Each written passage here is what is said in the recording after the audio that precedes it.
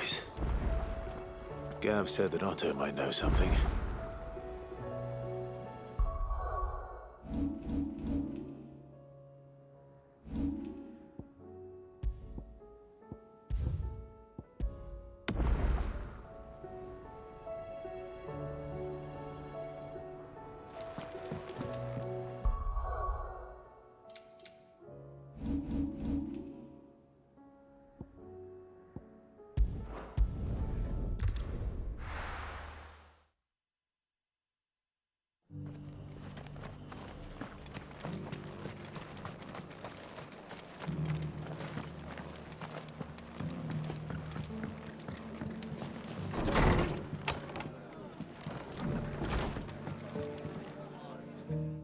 Clive, just the man I was hoping to see.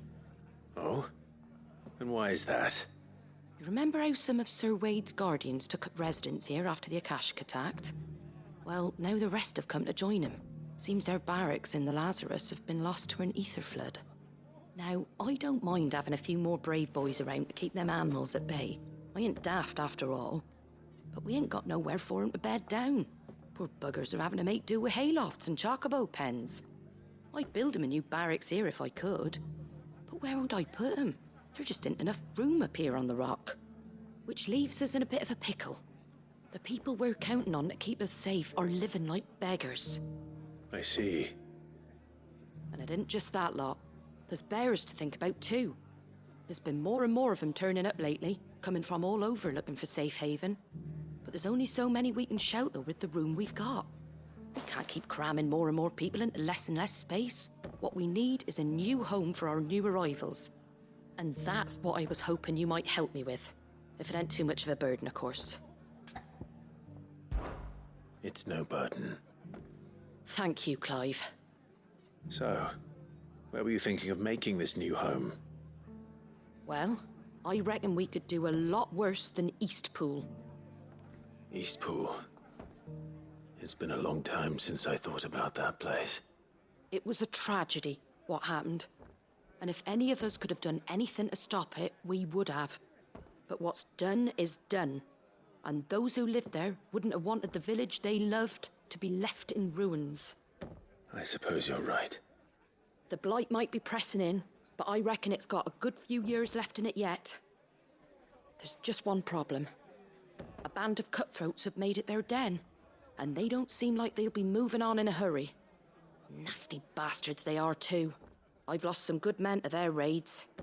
Would have sent someone to clear 'em out sooner if my boys didn't already have their hands full fending off the Akashic. But now we've got a few more guardians of the flame to call on. I reckon it's time we made our move. What do you say? Fancy leading a raiding party? I do. Eastpool was once home to people I loved. I won't have bandits sully those memories. I'll gladly drive them out of there. And I know the men will gladly follow you. I've already shared a few thoughts with Sir Wade about how we might be able to win the place back. And I dare say he's got some ideas of his own too. Why don't you go and talk to him? Of course.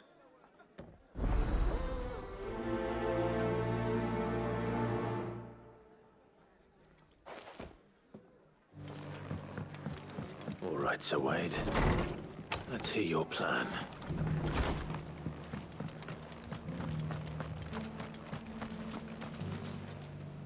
Sir Wade, it's good to see you well. And you, Lord Rosfield. And you. I spoke with Martha. She tells me you have plans to free Eastpool and make it your own. That's right, though it was mostly her idea. I rather fear my men have been treading on her toes somewhat since joining us, not to mention each other's. And then there are the bearers, men and women who found the courage to flee their masters and sought refuge here. We need somewhere to settle them, and I can think of worse places than Eastpool. As can I. Which is why I agreed to help you win it back. That's very kind of you. I'd be most grateful if you would. With you beside us, we shall soon send that rabble of rogues running for the hills. So, what can you tell me? That thankfully there aren't too many of them. Fewer than a dozen at our last count. And rather less, thankfully, the road that leads there will more than likely still be crawling with Akashic. A small force would suffice to clear the village, but if the Akashic were to follow them in, that force could end up trapped between a rock and a very hard place indeed. I'll head into Eastpool and deal with the bandits. You and the Guardians can stay outside the village and fend off any Akashic who come too close. Make sure I'm not taken unawares. I can't ask you to bear all that risk yourself, my lord. The Akashic are the bigger risk. I can handle a few bandits. Well, if you're sure, I shall summon my men at once. Shall I wait for you here? No need, my lord. You go on ahead. We'll be with you before long. All right. I'll meet you at Eastpool then. We shall see you there, and may victory await our coming.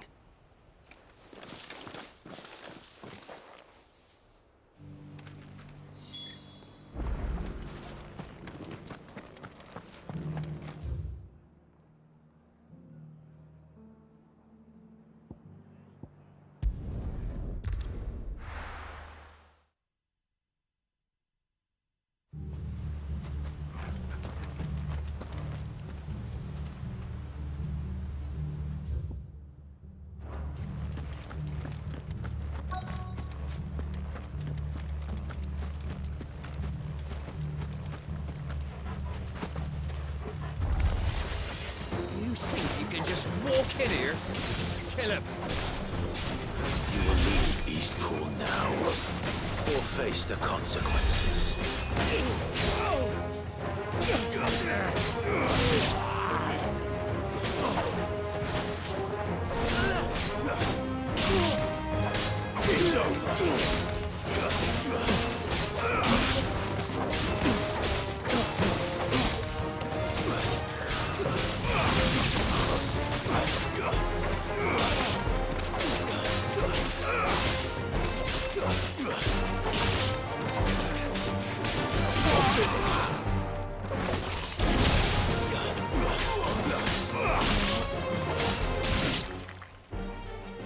That's the end of that, then. Or maybe not. What's that thing doing here? Doesn't matter. It goes to.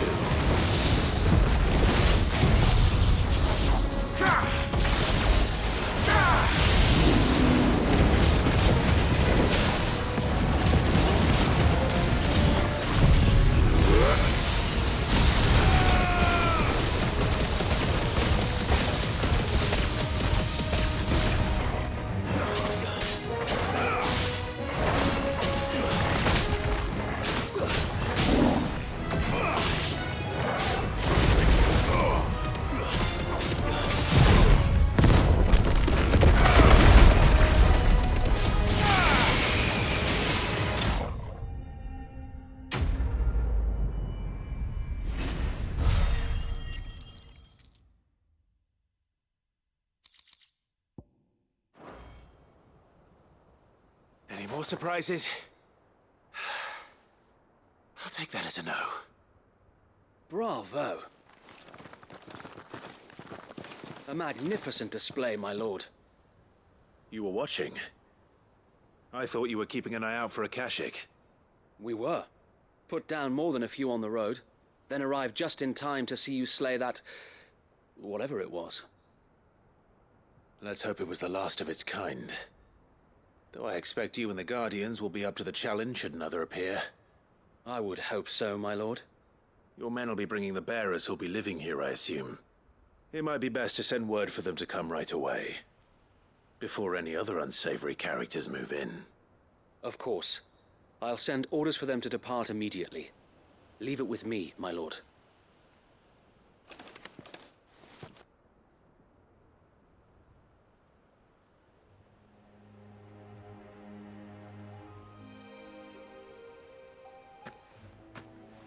Home. Without masters. No. We're the masters now. Our lives are our own at last. That's all of them, and not a single Akashic in sight. Now to begin the important work of rebuilding the place.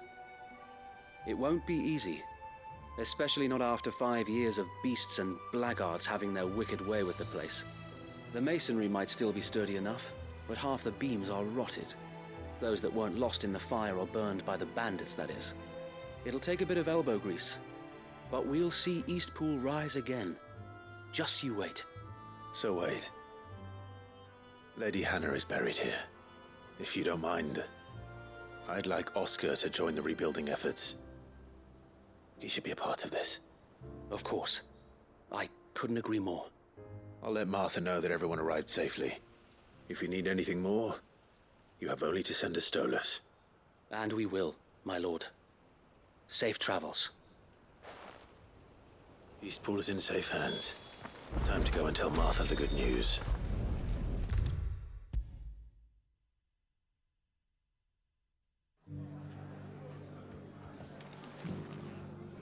Ah, there you are.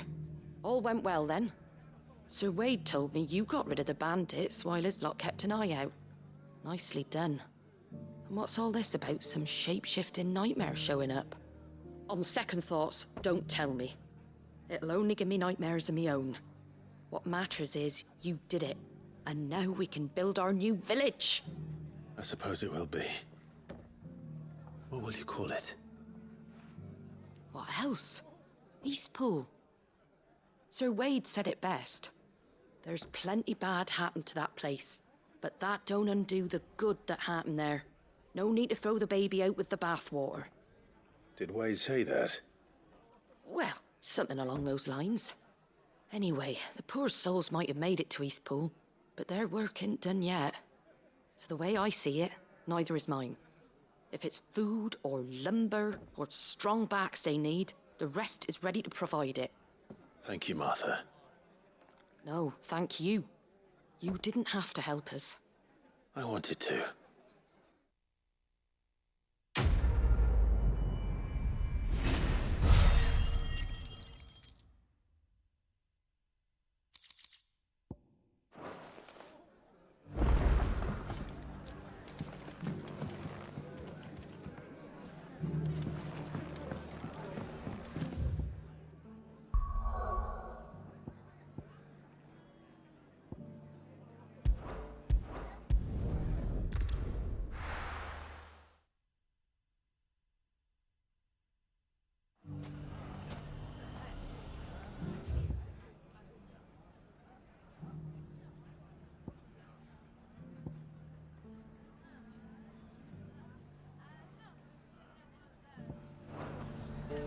It's not going to be easy finding one man. In an entire republic.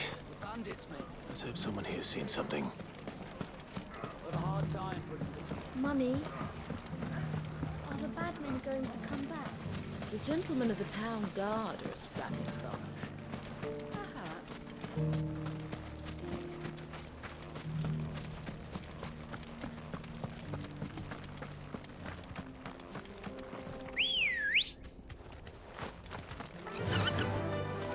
Fly, Ambrosia! Someone's got himself in trouble.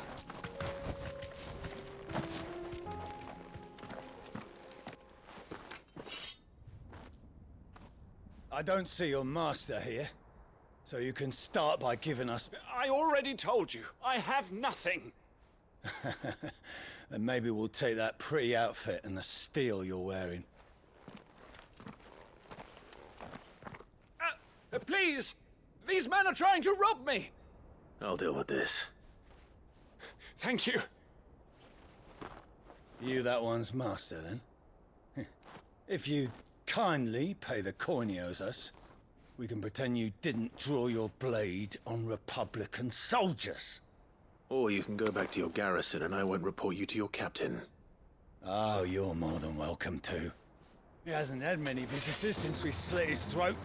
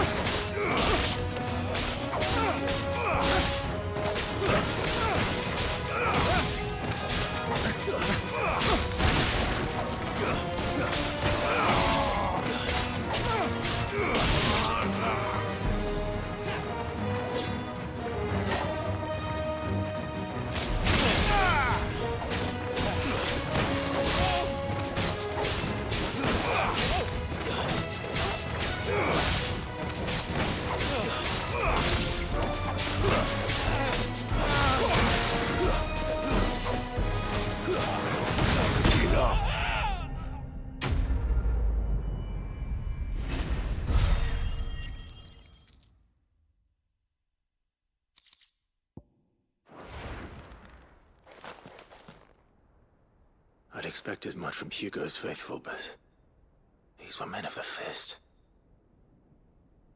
Much has changed in the Republican army since they lost their rock. You've seen this kind of thing before, then? Many times. I was sent here to observe the situation. You're one of Rutherford's men. He sent me to look for you. Well, then you have my thanks. I fancy I could defend myself against one, perhaps two, but a whole regiment. I arrived in Dalimil several days ago, but when I called upon the captain of the local garrison to make inquiries, his men confiscated my effects and locked me in a cell. The captain is no more, and his men make the rules now. Fortunately, I was able to bribe my way free, only to be stopped again by those soldiers you so kindly dispatched. What of the Fist Central Command? Surely they wouldn't allow such lawlessness amongst their ranks. I would imagine they are unaware of it. Most of the army has fallen back to the capital and hunkered down behind her walls. Those who weren't recalled now rule the fringes unchecked, answering to no one but themselves. Then it's worse than we imagined.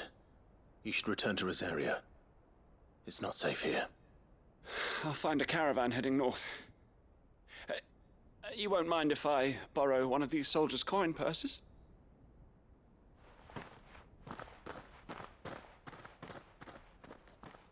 Not at all. Now, to find this second associate of Rutherford's. If he was bound for Oriflamme, I'll start at Northreach and see if I can pick up his trail.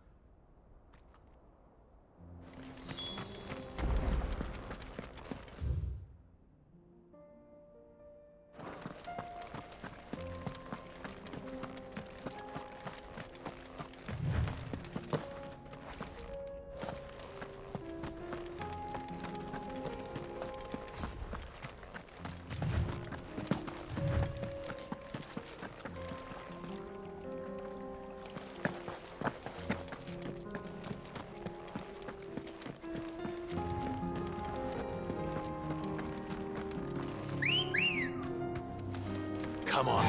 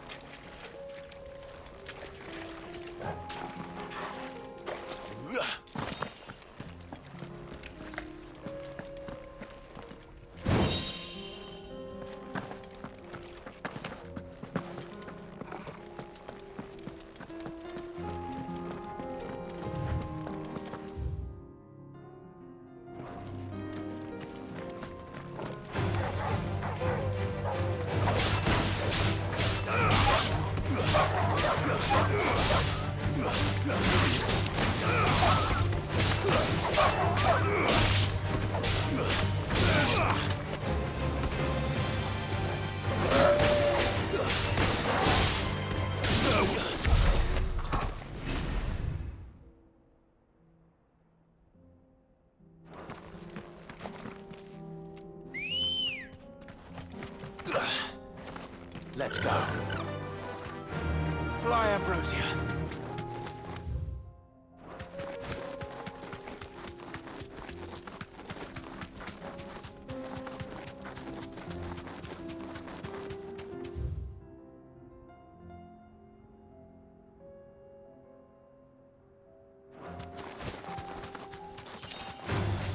Don't get surrounded.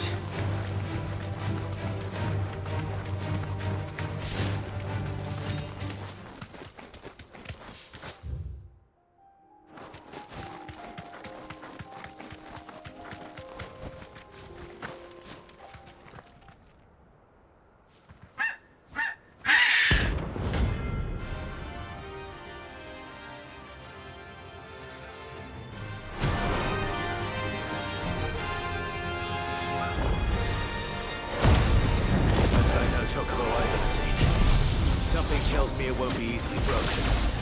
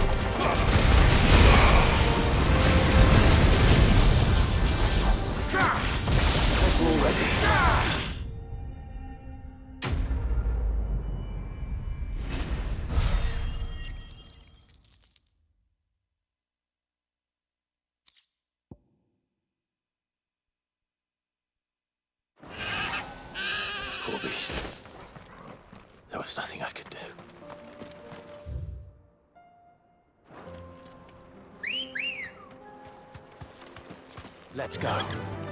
Faster!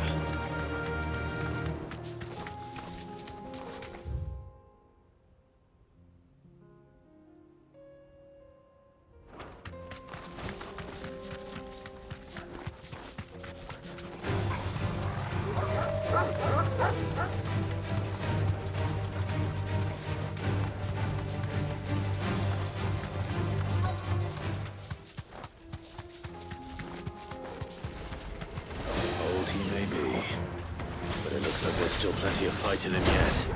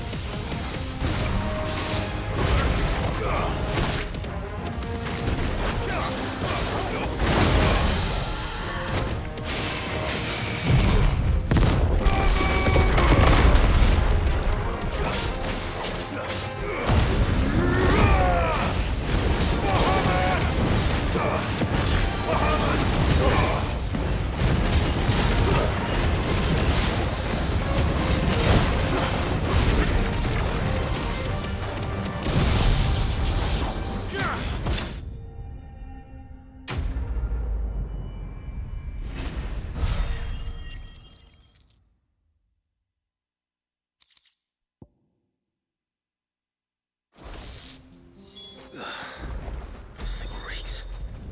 Listen.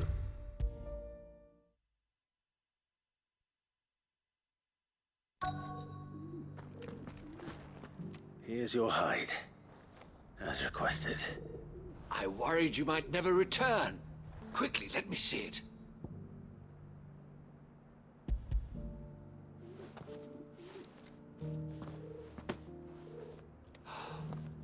Oh, as supple as a maiden's cheek, yet as adamant as her virtue. This is everything I had hoped for, and more. Clearly, my trust in you was not misplaced. You must be a hunter of considerable talent to have bested the beast with nary a scratch. Join me as my honored partner. With my means and your might, we shall be as wealthy as the merchant kings of Zemeckis. I don't plan on making a habit of this. I'm busy enough as it is. Very well. Though I believe fate had a hand in our meeting, it would be unbecoming of me to beg. Do not allow me to keep you from being about your business. Here, for the hide.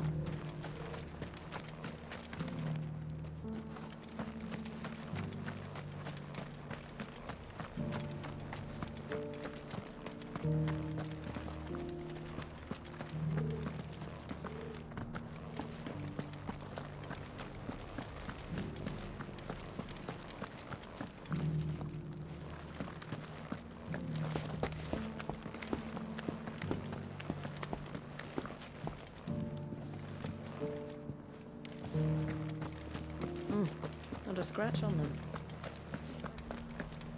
Have you noticed the Elder has been coughing less of late?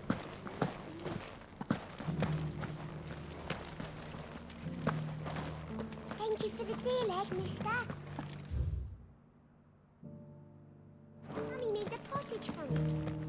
Sounds delicious. I'd invite you around to try it next time.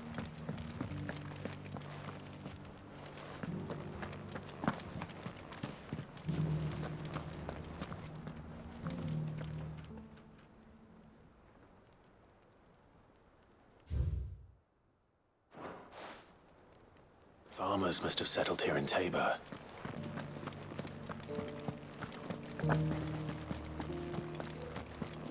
How are those new boots treating you?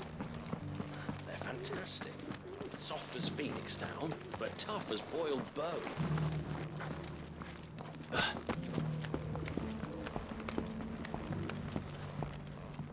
That Cyril fellow's an odd fish, don't you think? Well, scholarly sorts like him always are.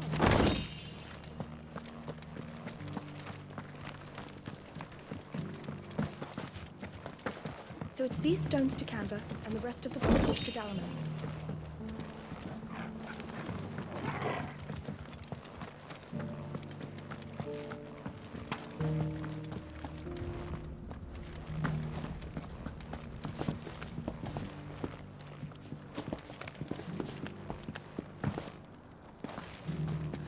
This is the Required Tree, an archive where we of the Undying collect and collate our findings. Fragments of ultimate true nature surely lie buried within these pages. We have only to unearth them. For generous hospitality, my lord.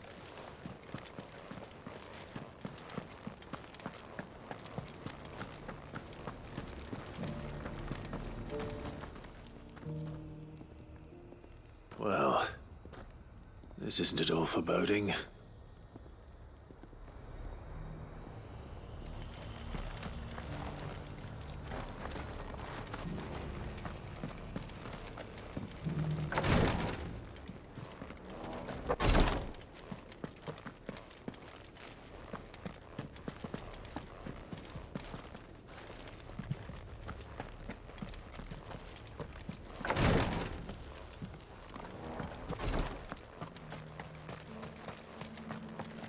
Here, take a look at my wares.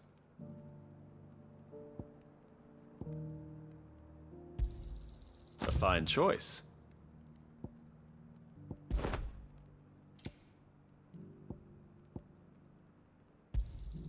Of course. A fine choice.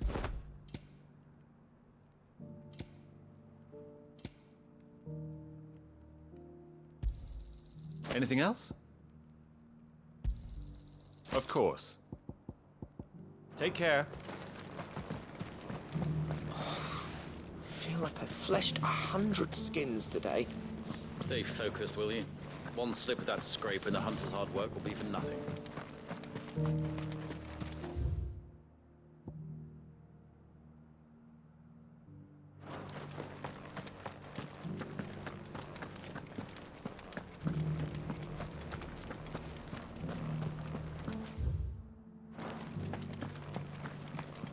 You have my thanks.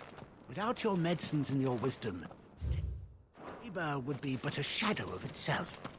It is the least we can do in return for your generous hospitality.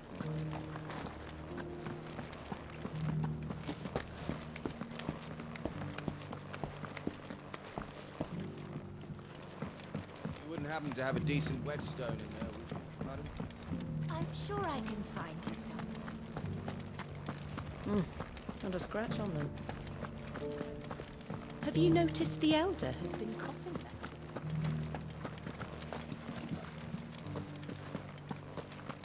Thank you for the deal, egg, mister. Mummy needs a pottage from it. Sounds delicious. Perhaps you'll invite me round to try it next time.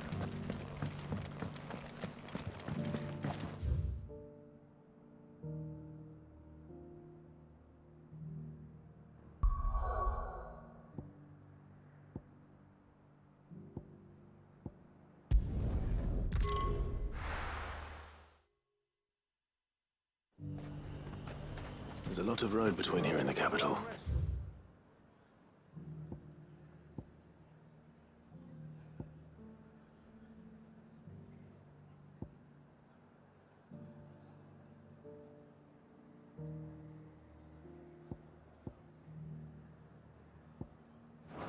Rutherford's man could be anywhere. Let the dame hear you say that. But there were ghosts at the gates not days ago.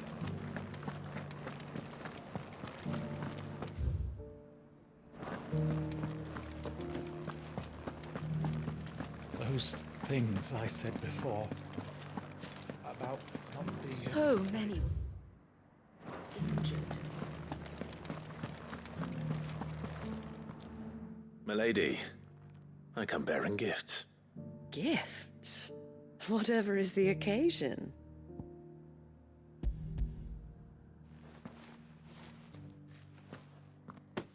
Oh my. Clive, you really have outdone yourself. Otto asked me to give it to you. To settle the Hideaway's debt with the Veil. And to compensate you for the time it took us to do so. You disappoint me, Clive. I thought you might finally be warming to me. Tell Otto he can keep his baubles.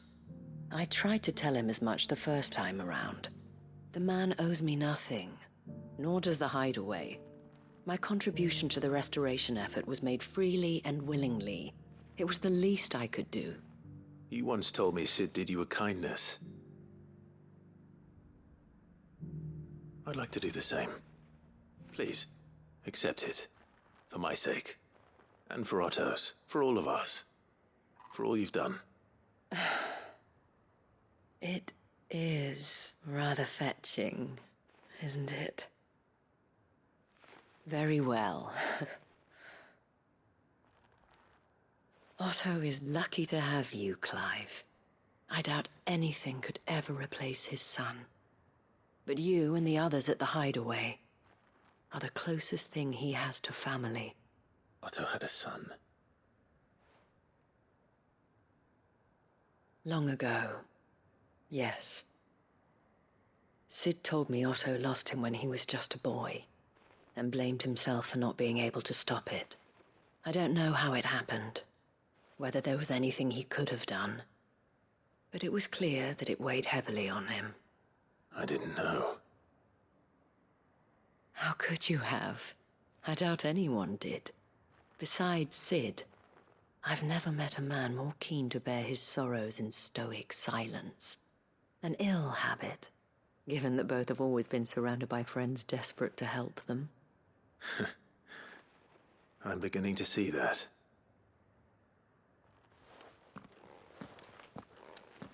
Goat will want to know the stones were delivered. If he's still with us.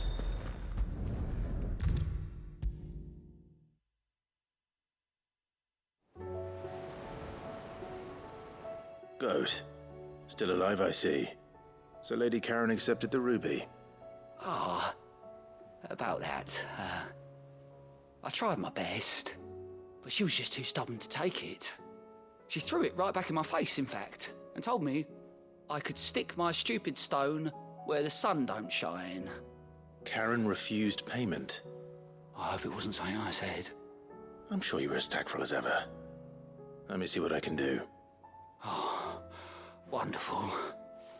I hope you have better luck than I did.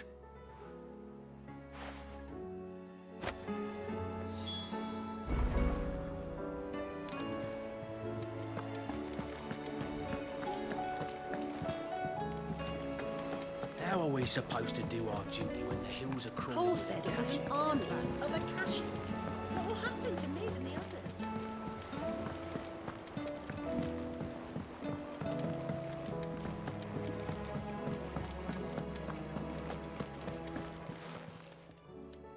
Lady Karen, Goat tells me you weren't happy with our offer.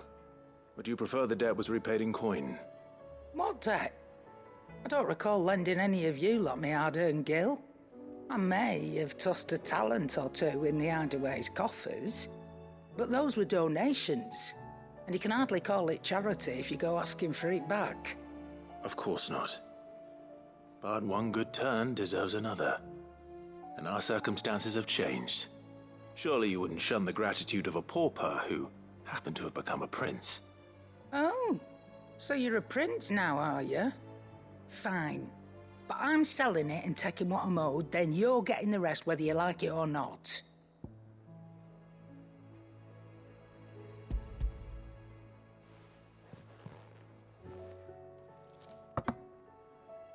Where'd you even get this? A decent trader might nab 1,000 talents for a star ruby. A canny one, meanwhile, might claim it were nicked from the belt of Sid the Outlaw himself and ask twice as much. Might be I already have a buyer in mind. Might be you even know her. A fine continental maid whose beauty's only eclipsed by a guile in commerce. You wouldn't mind, would you? Not at all. Just be sure to tell her that it's always a pleasure doing business.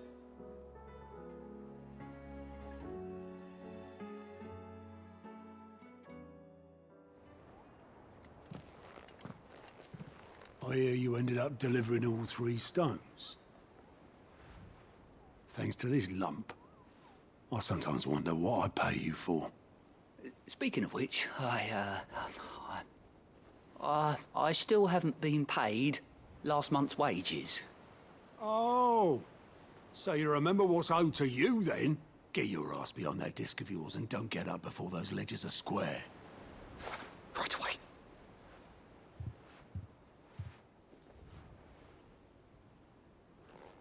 I've seen that before. Yeah. Plenty of times. It was the only goblet Sid ever used. Either out of habit, or because the filthy sod couldn't be bothered to find a clean one. I knew so little about him. Like most people. Martha and the Dame both seem to have fond memories of him. I bet they do. How long did you know Sid before he... Before he died? 20 summers, give or take.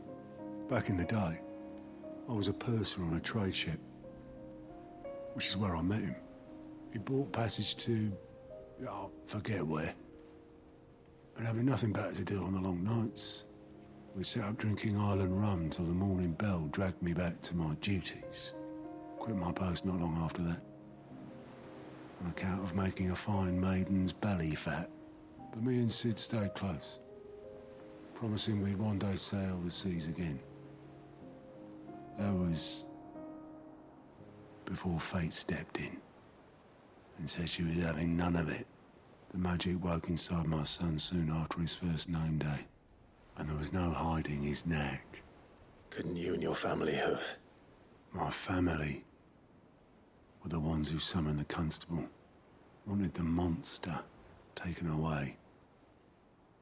I couldn't turn my back on him, forget what I felt, and I couldn't for the life of me understand how they could. Luckily, Sid was of the same mind as me.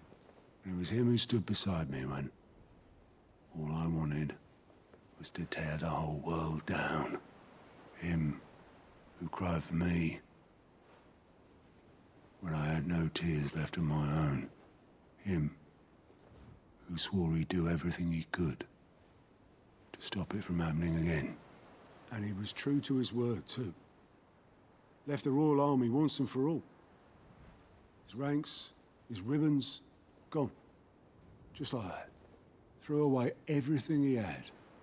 All to right a wrong that no one else had the courage to face. I knew then I'd follow that man to the ends of the earth.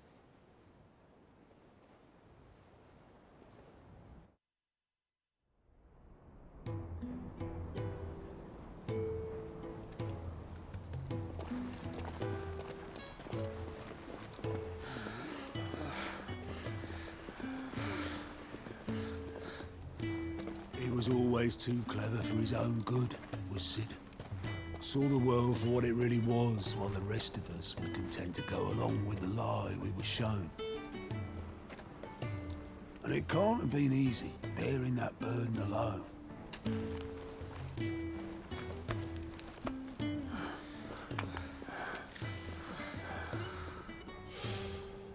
But he didn't let it stop him. He never lost faith in what he believed was right. And that gave us faith in him. Faith he'd steer us true. So I swore to myself that I'd always be right behind him, ready to catch the stubborn sod, if ever he should fall.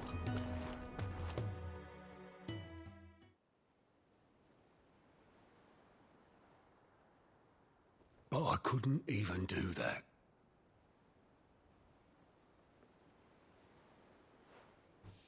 Ignore me. Just the ramblings of a tired old man.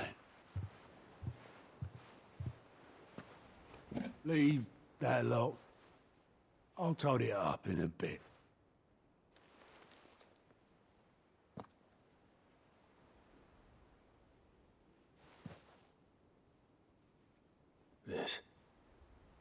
This is Sid's handwriting.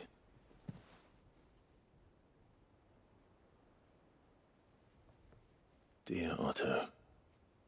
I may be drunk, but I wanted you to know this place would be fucked without you. Love you, you grumpy old sod.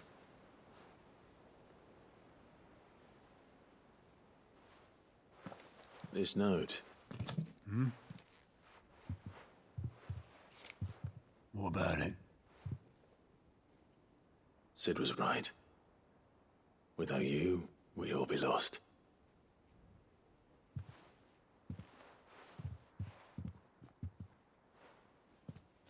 He should have bloody well said so then. Just once. Before he went.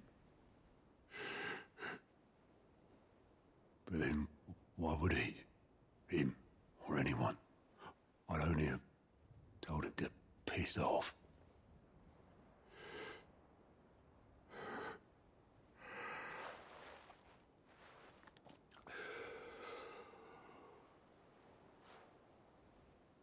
You're wrong, though. Both of you. It was never just me keeping the hideaway afloat.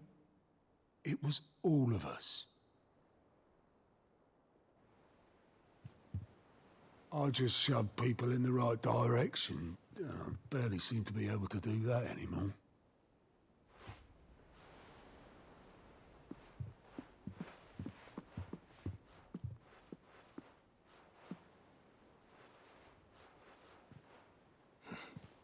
Would you rather goat were at the helm? Well, maybe I've got a few more years left in me. I'm going to hold you to that, Otto. Before you go, Sid would have wanted you to have this. But that's... This'll do me just fine.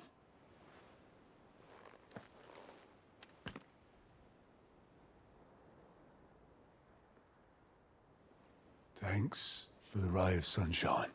I'll see if I can't pay you back. Already have.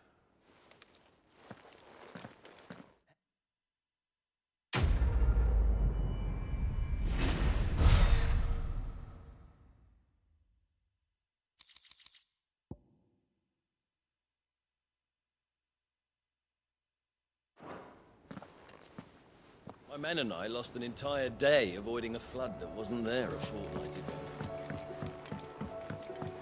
Cole said it was an army of Akashi. What will happen to Mid and the others?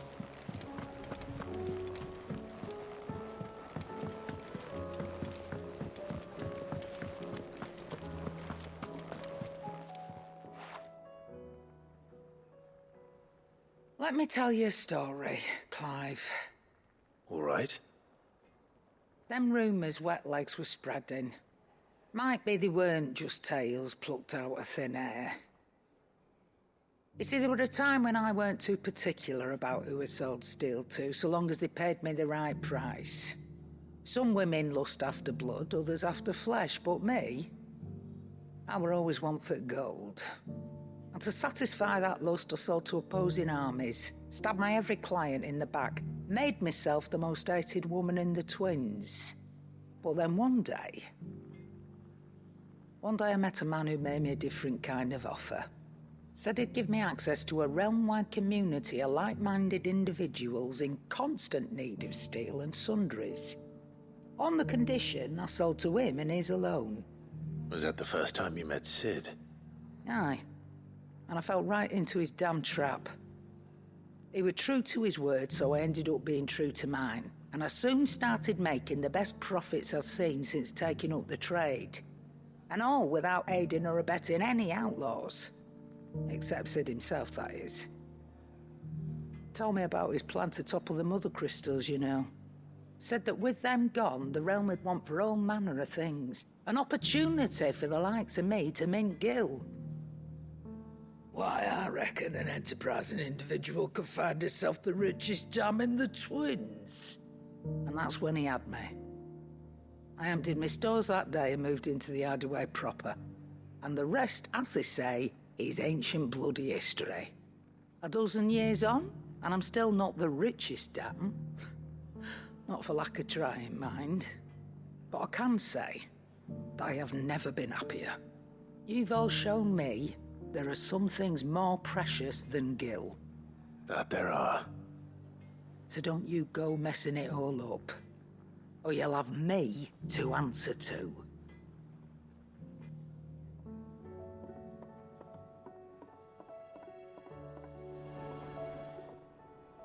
Aye, it's a dangerous world out there.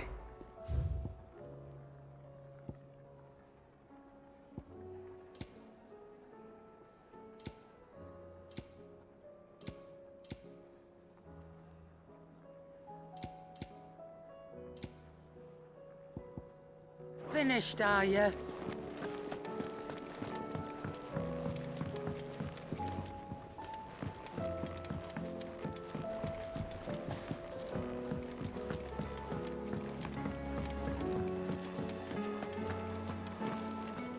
If it's knowledge you seek, we've tomes of plenty to guide you in your search. Not saying Fordian, do you? No scratches, all right?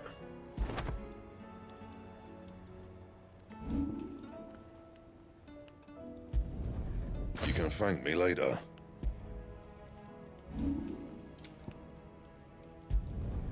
Not bad, if I do say so myself.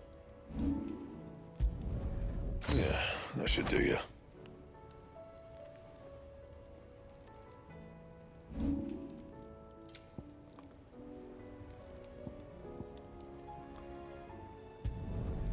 Not bad, if I do say so myself. And how am I meant to do that then? And?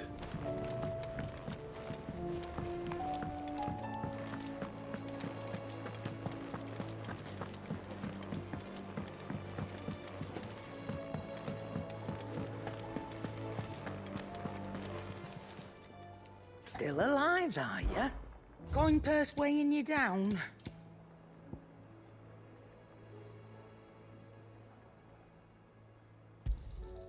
You're rubbing me blind, you know. Trouble with your gear, or what do you want? Yeah, that should do you. And?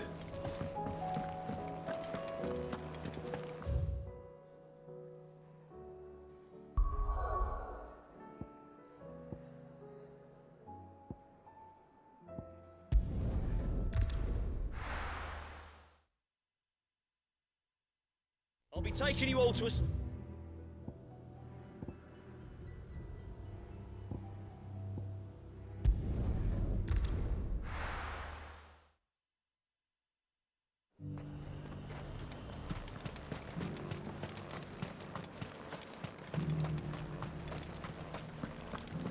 There were ghosts at the gates not days ago.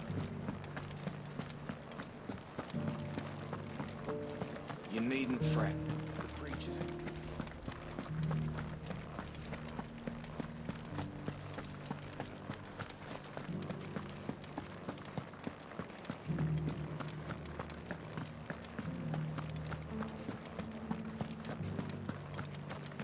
To the meadows, then. That's what they...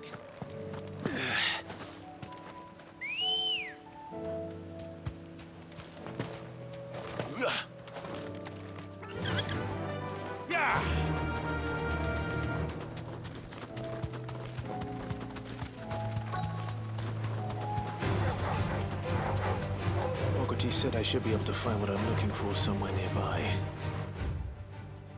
Bright blue dragons and bright yellow flowers. Should be easy enough to spot.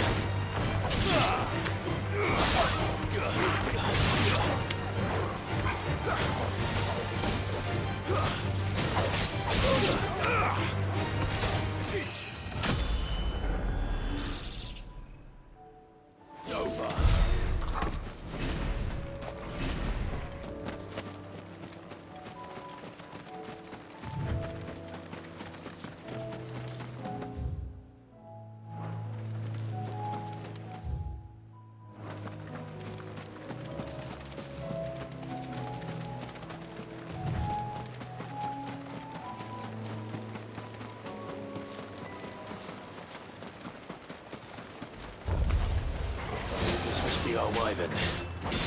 Right. Let's get this over with.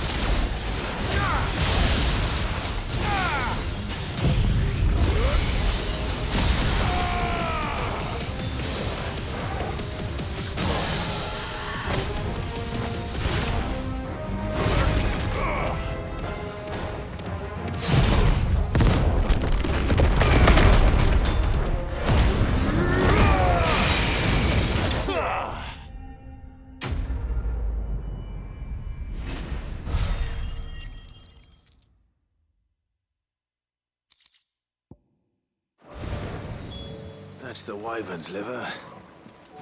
Now I just need to find the herbs. Bright yellow with a heady scent.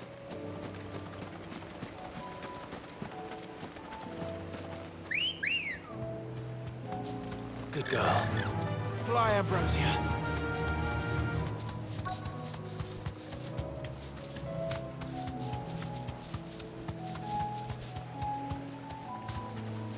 Thanks, girl.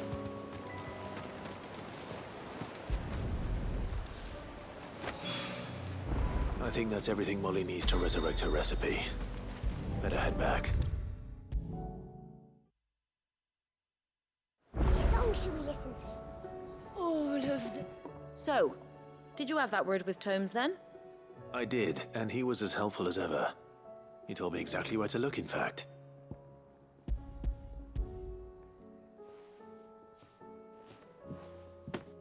And what precisely will I be cooking up? Or is it better not to know? Blueback wyvern liver. And, a herb known as Saint's Bonnet. Ah, wyvern livers, was it? Well, at least it weren't actual worms, I suppose. Now then, you stay right where you are. I've got some cooking to do.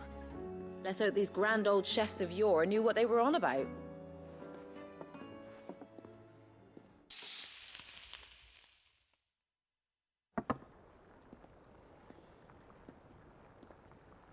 And here we have it. Fried mortress of skyworm. Ivan's offered to make sure it's fit for consumption. Well, I say offered. He as good as begged. And rightly so. Is there any higher honor than partaking in a slice of culinary history?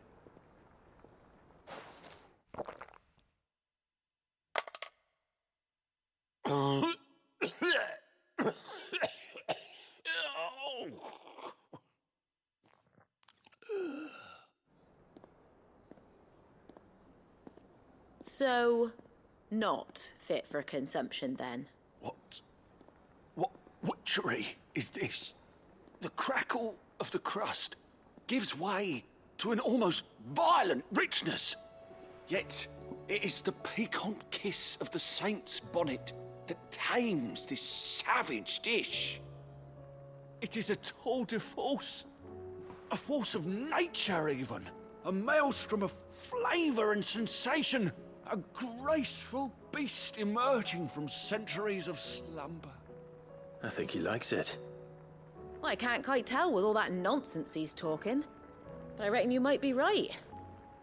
It was decent then, I take it. Decent? It's remarkable. And I defy any man to say a word to the contrary. Sid, might I suggest that you command a party of your finest men and women to procure a dozen blueback wyverns forthwith? I'll give it some thought.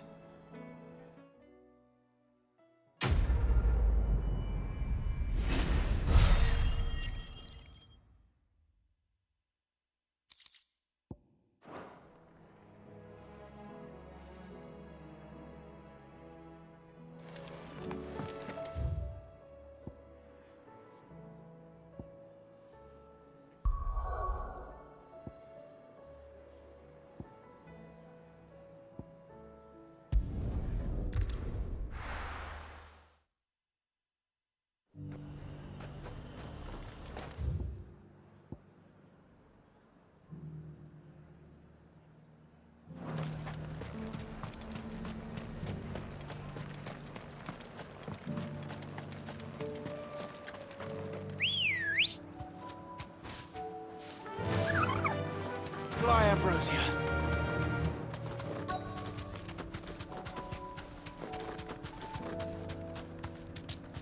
Thanks, girl.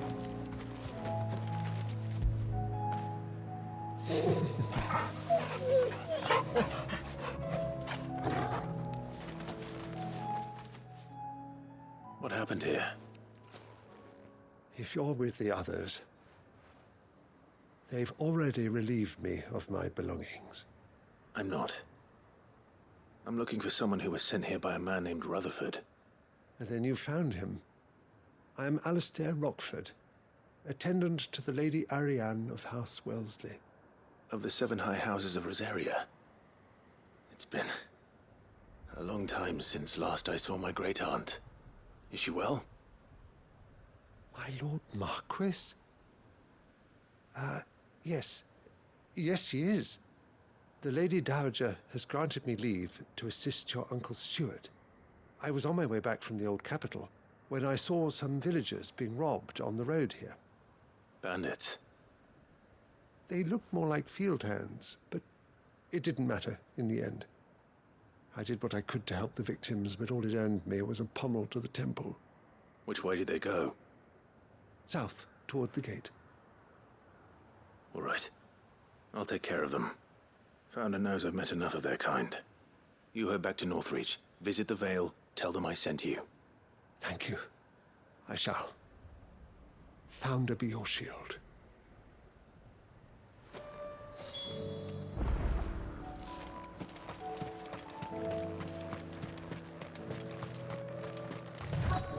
They just couldn't resist, could they?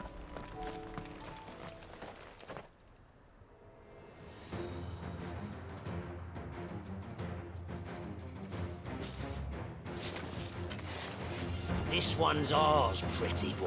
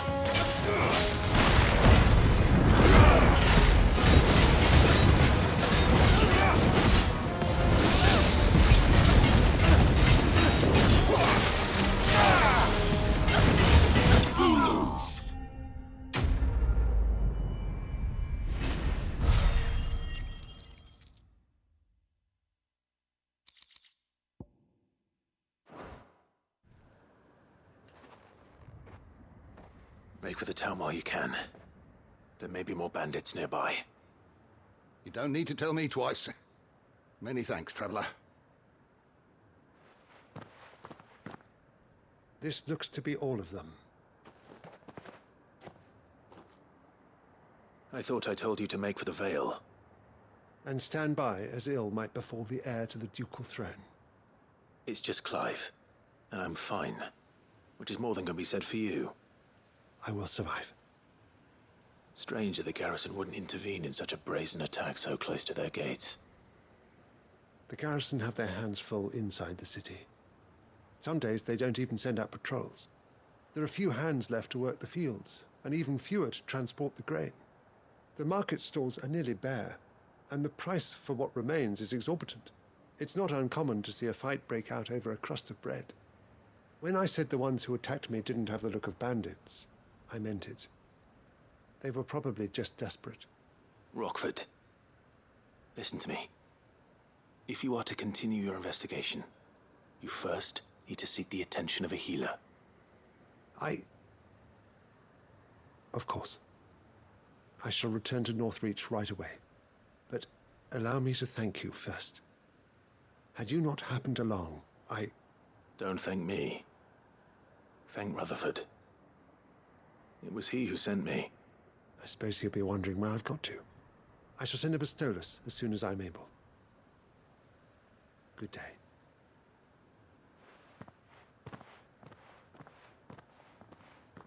My uncle certainly has his work cut out for him. If it isn't already too late. I should go and tell Rutherford that his colleagues are still in one piece.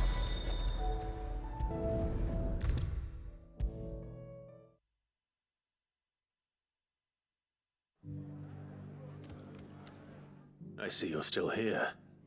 The Rest's location affords a constant flow of traders, and with it, a constant flow of information. Speaking of which, I received word from both my associates. They have resumed their investigations, thanks to you. I only happened to be in the right place at the right time. They both seem to think the realm's prospects rather grim. I am afraid that grim would be putting it lightly. Storm is in crisis, and if we are to free her, we must work quickly. And we must work together. Such is your Lord Uncle's wish. As it is mine.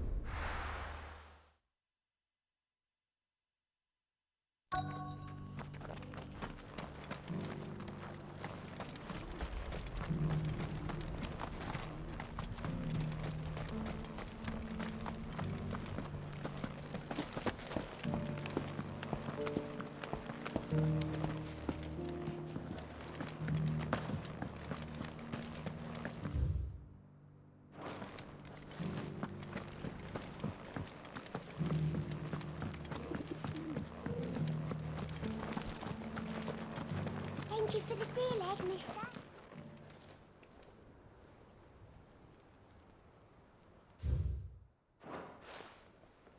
What golden plains might the Wanderers have called home, I wonder?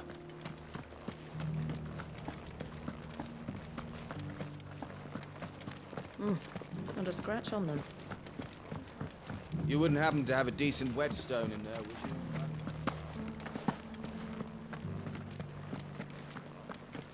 So it's these stones to Canva, and the rest of the boxes to Dalaman.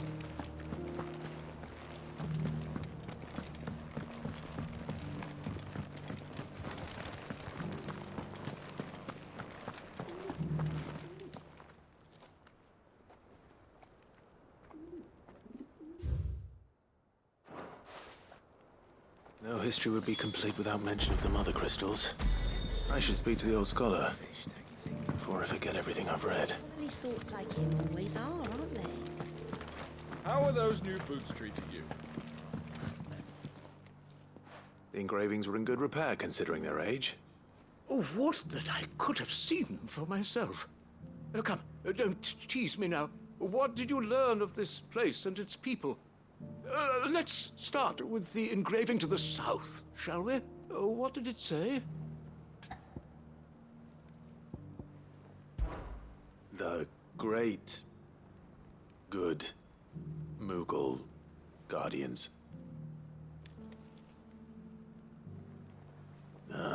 That's definitely not right. Take all the time you need. Guardians of the Republic. The Republic? Are you certain? These stones predate the founding of Dhalmekia by centuries. That can't be right, then.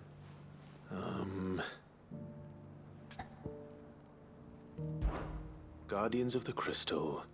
The first stones of Tabor. Sacred hold thy noble blood, till ends the mother's labor.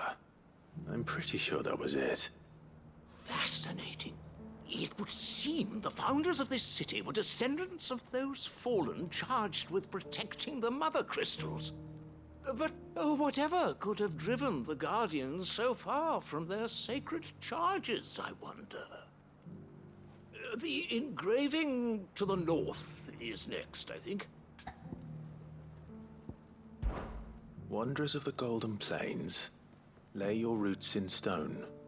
With pride recall thy noble past, and make these rocks a home. Or, I think that was it, at least. No doubt you're right. There are vestiges of nomadic customs in Tabor its Guardian roots could never account for. This is proving most enlightening. Now, for the final stone. Children of the Hunters, now dancing hand in hand. That can't be right, surely. I'd rather suspect it's not. Children of the Hunters, now tillers of the land, reap her promised blessing and give praise her gracious hand. That's all three. And so, we add primitive farmers to Tabor's founding peoples, the final piece of the puzzle. 3 engravings, one for each of the 3 peoples to have settled Tabor in ancient times. Guardians of the Mother Crystal, wanderers from across the plains, and last but certainly not least, hunters turned farmers. Little wonder it was so difficult to trace the roots of Tabor's culture. Those roots reach down through 3 distinct traditions.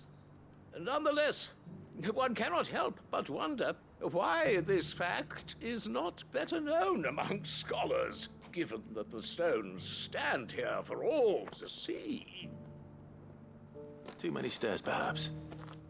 Ha! Too many by far. Here, and thank you.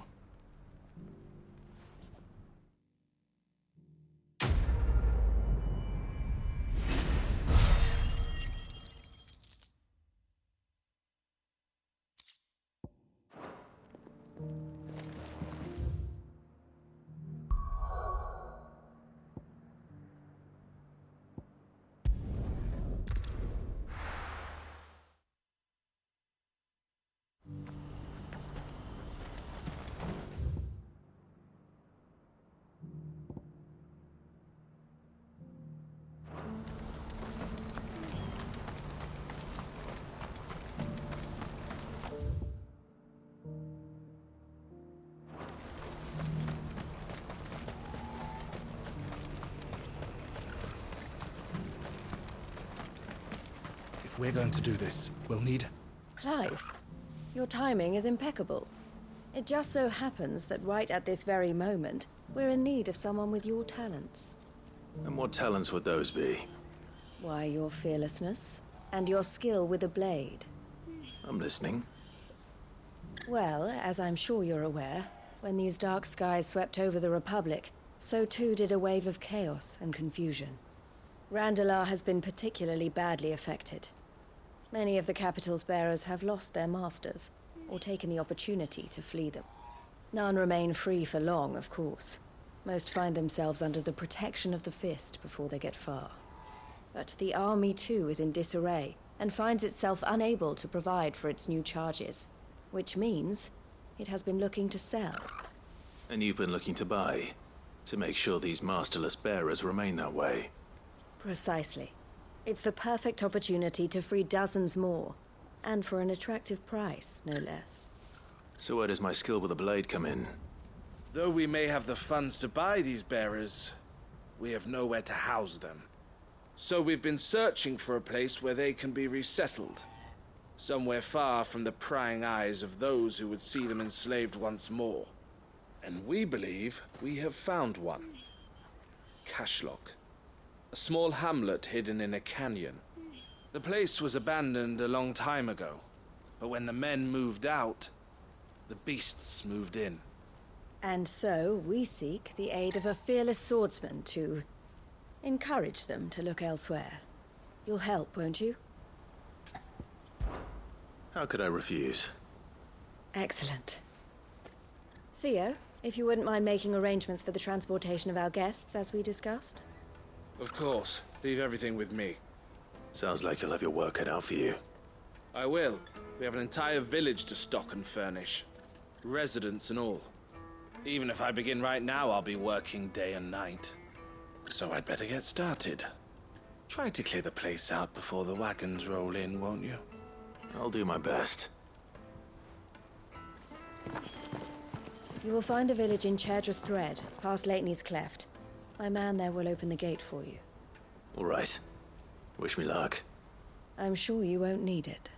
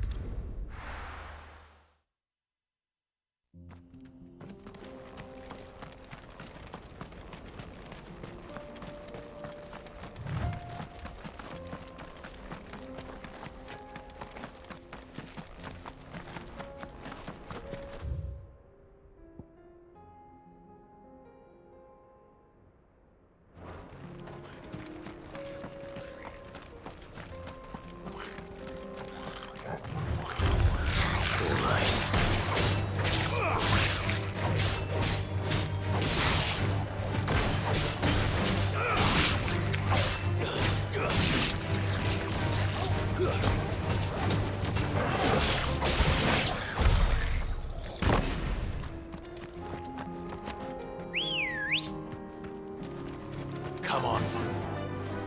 Faster!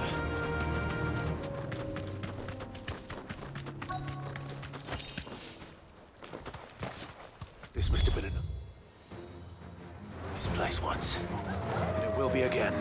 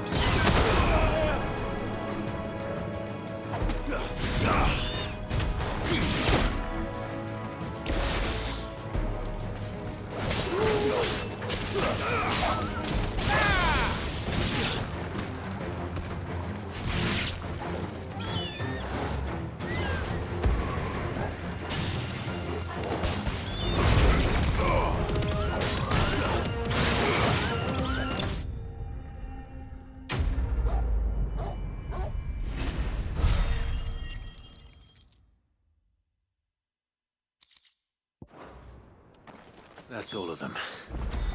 Come on, Toggle. Let's head back to...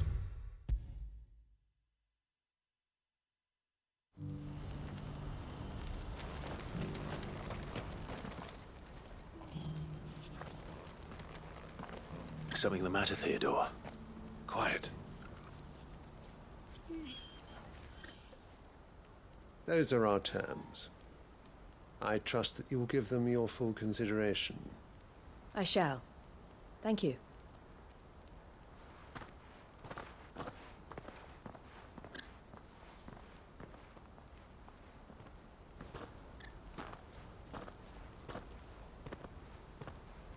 Him again. Someone you know? Yes. And, no. But enough about him. How did you fare down in Cashlock? It's done. The village is safe now. You made quick work of it, as always. I should go and let Eloise know. Don't let me keep you.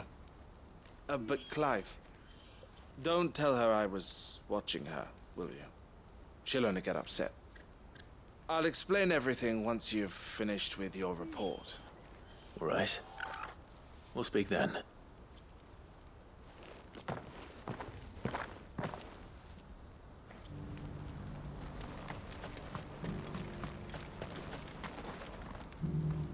Eloise, I just got back from Cashlock. The village should be safe now. Thank you, Clive. Here, something for your trouble. Well then, now that you have laid the groundwork for our little project, I suppose we'd better finish the job. The first thing we'll need to do is make sure our offer for the bearers is accepted. You're still in negotiations? We are. A trusted colleague has been dealing with the Fist on our behalf, but things have been trickier than we anticipated. I suppose it's to be expected. This is the army we're dealing with. Fighting's what they do. But we shall emerge victorious in the end. Well, if you need any help, you know where to find me. I'm not sure I do, but thank you all the same.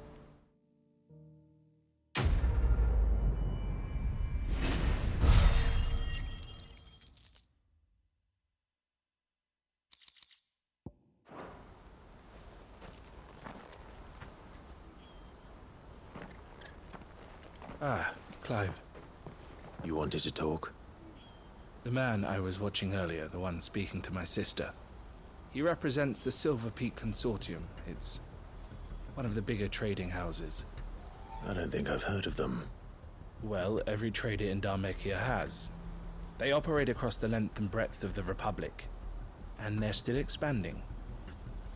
They've been trying to get Eloise to join their ranks for some time now, and judging by her reaction earlier, I'd say she had half a mind to accept their latest offer. And you'd rather she didn't? I would rather she did what makes her happy. And I would never deny her such an opportunity. Eloise saved me from slavery, and we have striven to save others like me ever since. But this was not the life my sister wanted, nor the one she deserves. I won't let her give up on her dreams again for my sake. She freed me from my bonds, and she must be freed from hers in turn. You're a good man, Theo. I have always been grateful for what my sister did for me, and I want to repay the favor by letting her live her own life. But each time an opportunity to do just that arises, she turns it down. For my sake. She loves you. And I love her. Which is why I want this time to be different. To show her that I don't need to be watched over anymore. Though I'm sure I'll still need some help from time to time. I trust that I can count on you. Always. Thank you, Clive. Well then, I had better get back to work. These bearers aren't going to move themselves.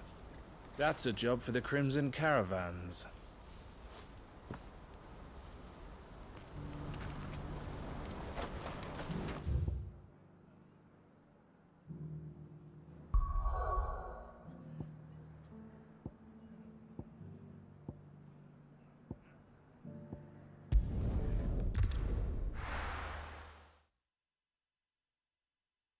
I'll be taking you all to a storehouse in the Bales.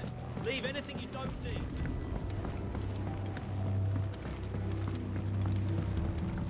You know what you have to do.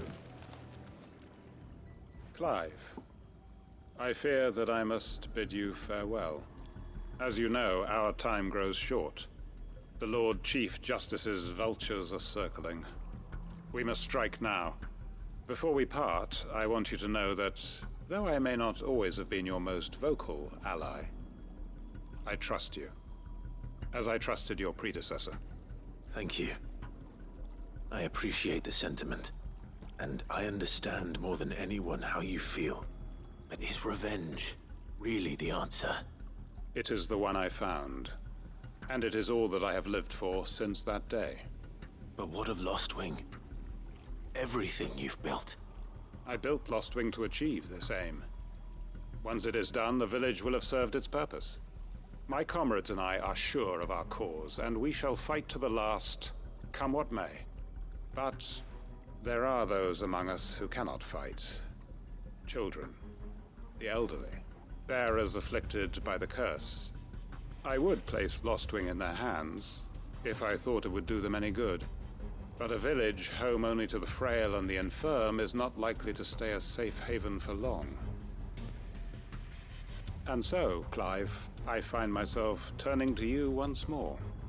Will you take them to your hideaway, that they might live even should Lostwing die? I will. Thank you. I will not have it said that I did not see to the well-being of those who rallied to my cause. The people I speak of have withdrawn to Gotan's Bales, away from danger in case the Black Shields strike. Understood.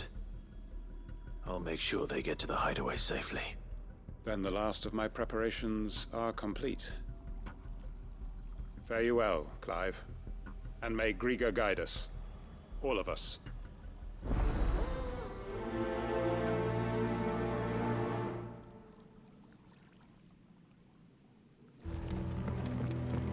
To Gotan's Bales, then, and...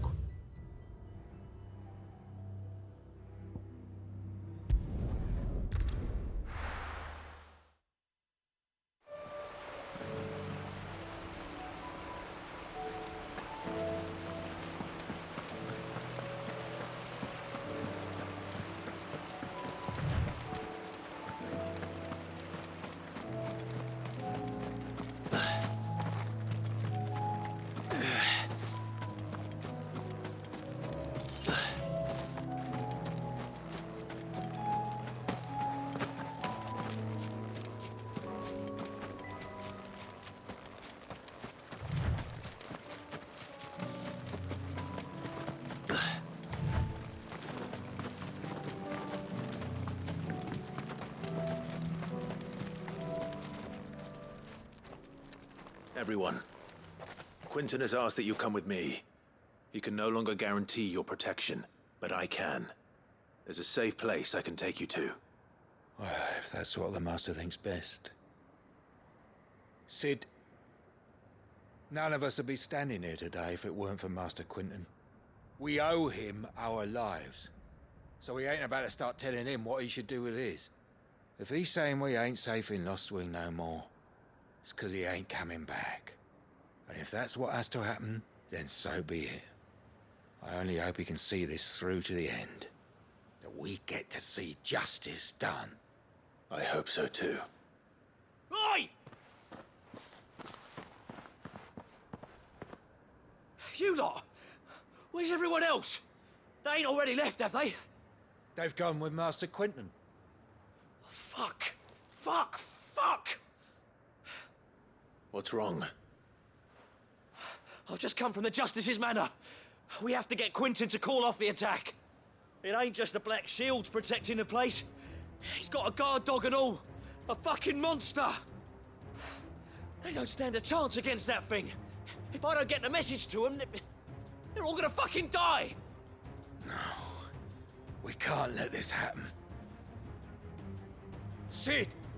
Don't worry about us. You've got to catch up with him.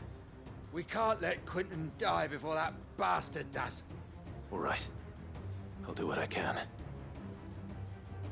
Where is this manor?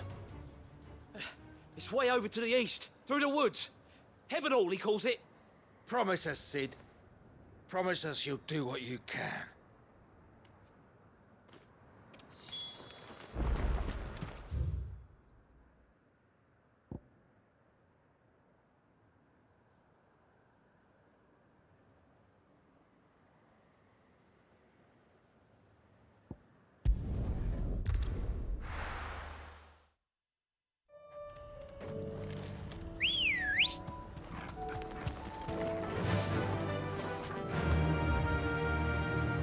Run like the wind.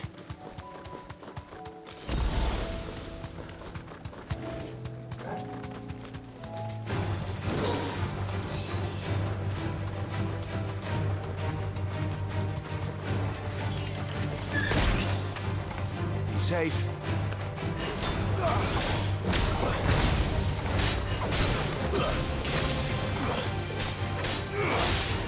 It's over.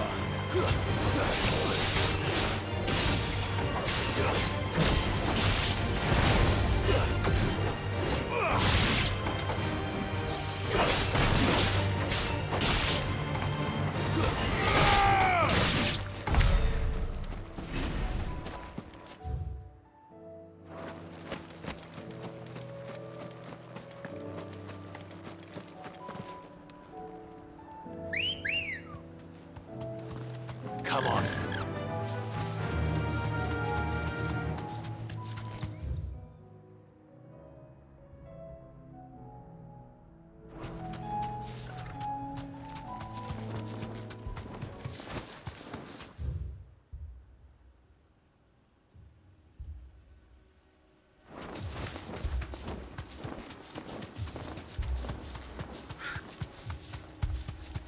Damn it.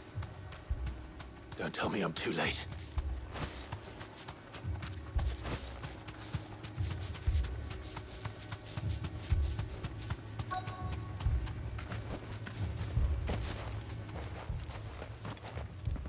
Quentin, are you all right?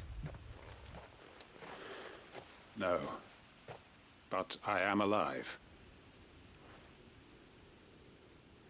Which is more than I can say for my comrades. They followed me without question all the way here. And they died.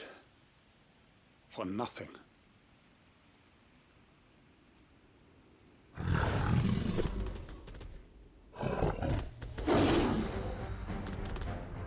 This must be the guard dog. Quentin. I'll hold it off. You go. But... your comrades didn't die for nothing. They died for you. Don't let their sacrifice be in vain. I won't. Come on, then. You're no guard dog.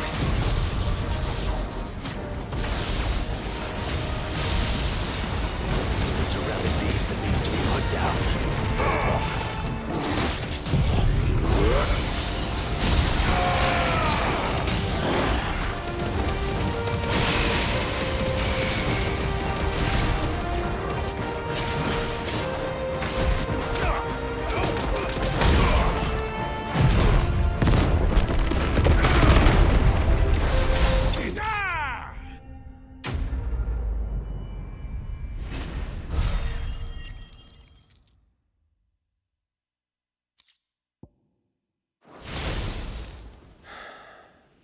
If only we'd arrived earlier.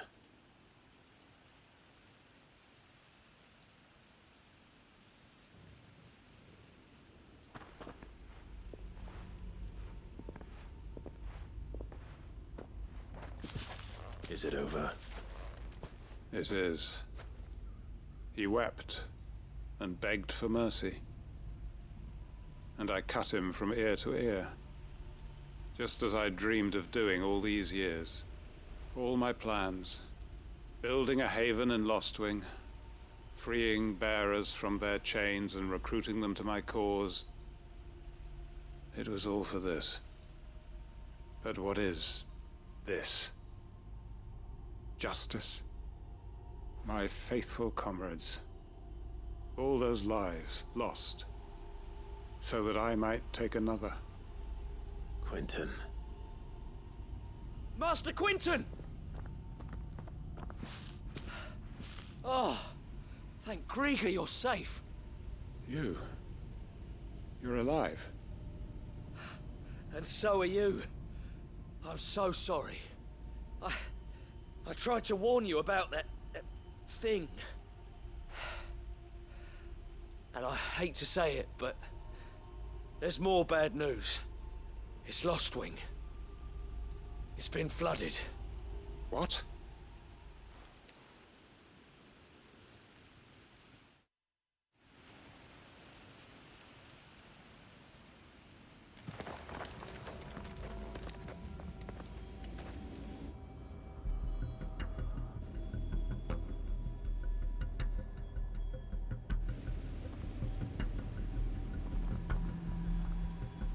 lost wing.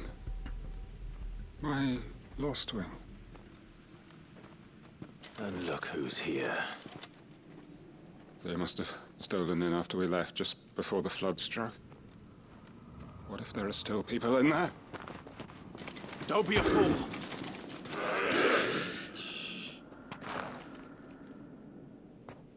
Damn it.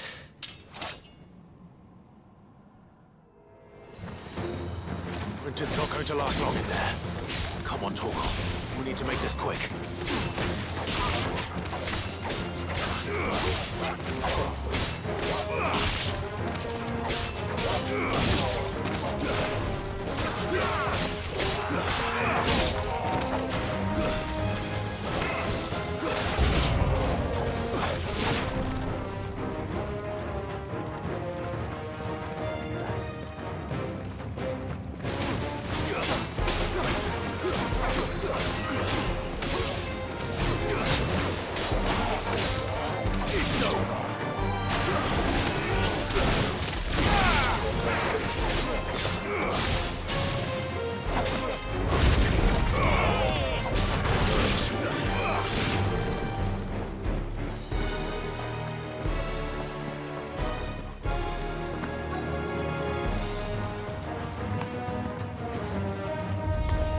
This might take a while.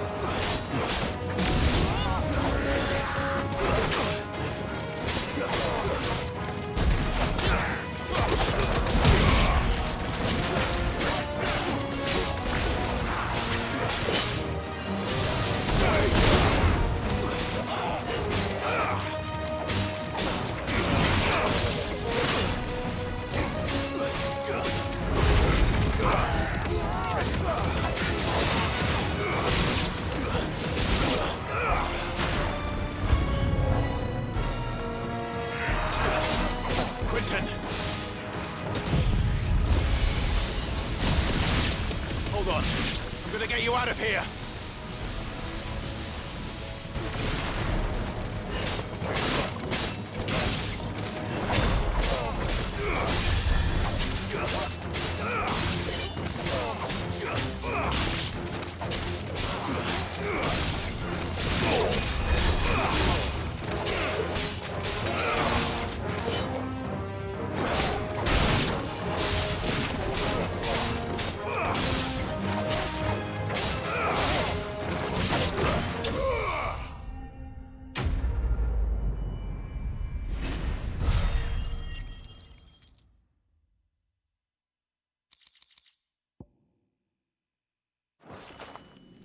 I need to get back to Quentin.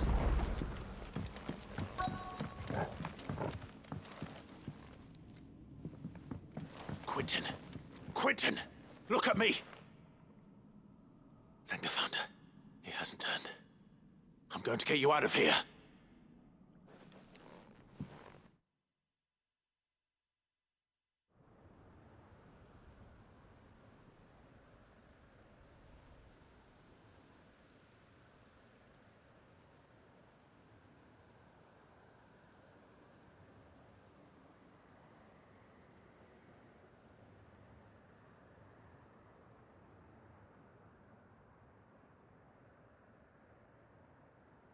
Welcome back to the land of the living. Is Lostwing? The flood has filled the valley.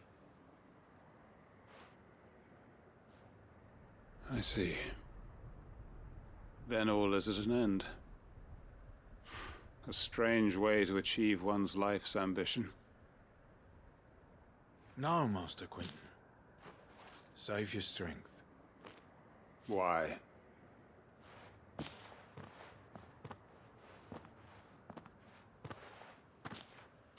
All that I strove for is gone. Only emptiness remains. I have nothing left to live for. What the heck are you on about?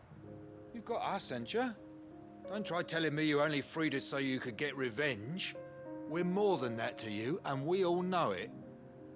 I thought you weren't coming back. But I prayed, and you did. There's got to be a reason for that, right? Can't we just go back to how it was? You know, you looking after us all. Your work ain't over yet, Master Quinton. We believed that you were the right man to lead us, and we still do.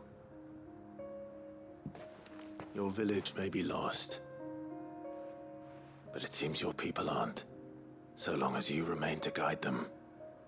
But why? After what why would anyone follow me? 'Cause we're family, aren't we?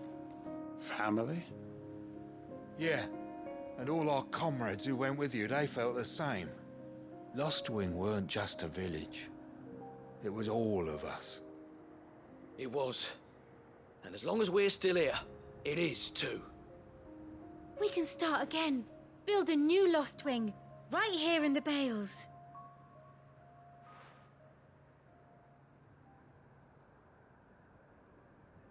A fresh start. One life ends, and another begins. Why just a village? We could build towns. A nation, even. What's to stop us? That's the Master Quinton we know. Please. I am nobody's master. Quinton will suffice. After all, we are family.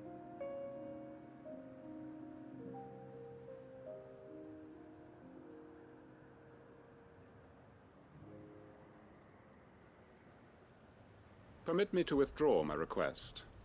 I will no longer be needing your help in looking after my people. I'll pretend you never asked. But you must be rewarded for your efforts on our behalf. You saved my life twice over. And more besides. A bottle or two of your finest red will suffice. Of course. Nothing but the best. And I have a feeling that this year's vintage will be the finest yet.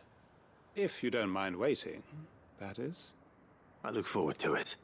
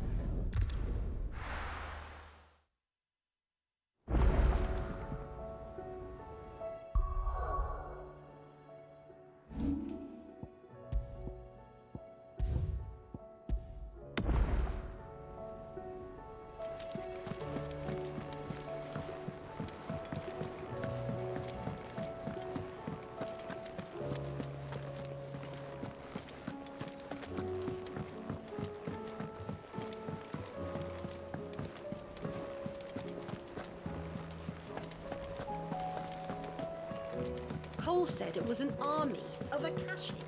What will happen to me? How are we supposed to do our duty when the hills are Clive? But if you're here, where the hell is everyone else? Don't tell me. They're all right. But it's a long story.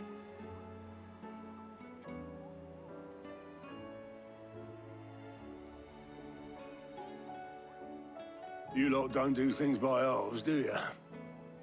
Well, at least everyone's still breathing. Now, as for these writings, I'm sorry to say, Clive, but if you had those, you'd be... Sitting under a pile of rubble, I know. But we were able to save a few bits and pieces from the ruins, most of which ended up being used to build this place. The more personal items we gave to the next of kin. In the case of Sid's things, that would have been mid. Then I'll check the workshop.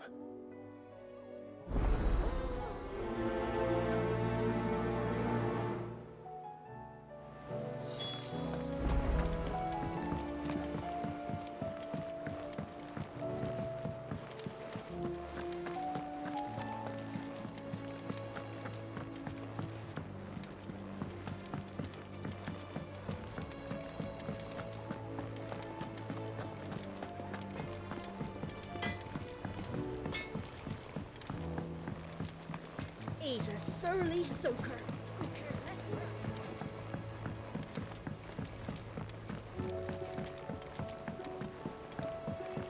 Sid! Heard you were in Canva fetching young Ned.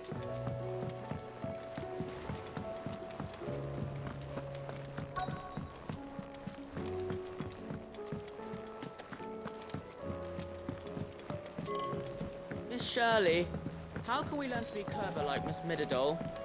You can start by paying attention during your lessons.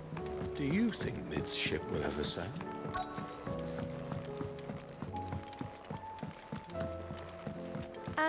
I know this is your hideaway, but, you... What do we have here? Oh, Sid's pipes. Something tells me Mid won't be needing these.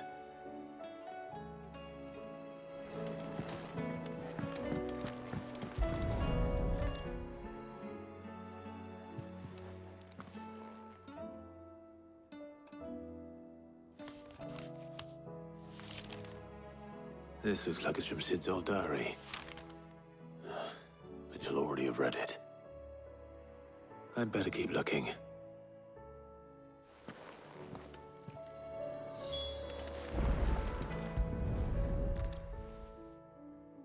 I remember seeing this doll in Sid's cellar. I wonder if it was Mid's.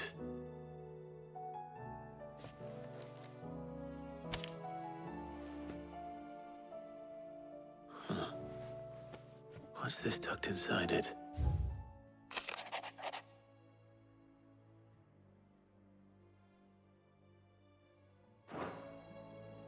Sid's best invention.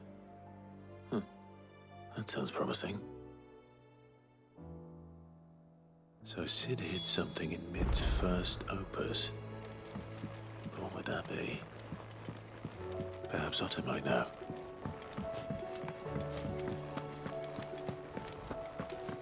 If Amber and the Lazarus are gone, then...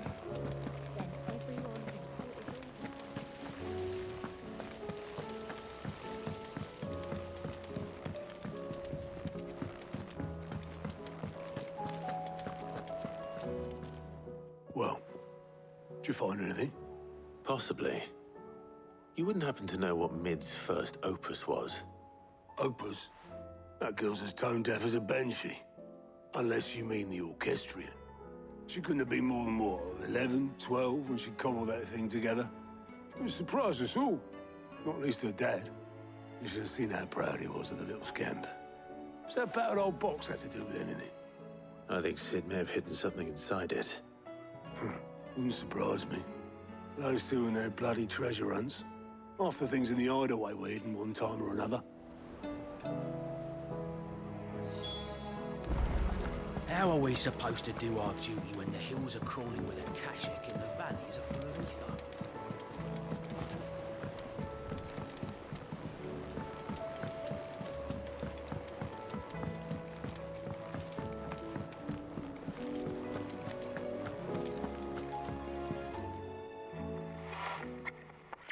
I didn't break it. Well, I didn't break it. What didn't you break? Nothing. We didn't break nothing. We definitely didn't break the orchestrion.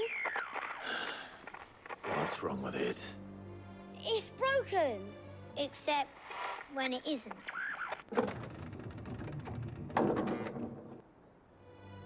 See? And you had nothing to do with this? Nope. Nothing. We just wanted to listen to all the songs at once. So we pressed all the buttons. Like this.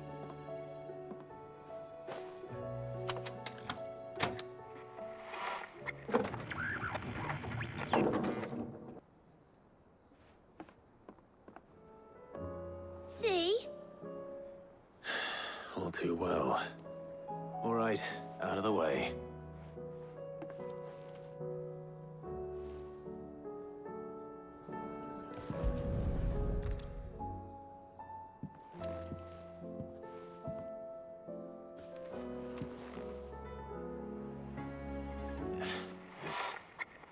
Something caught on one of the gears. Did you break it? Can you fix it? No, I mean, yeah, yes. There. How about now? You fixed it! Sid fixed it! He more than fixed it! Yeah, new music! Huh. Never heard this one before. They started playing when I removed this. Whatever it is.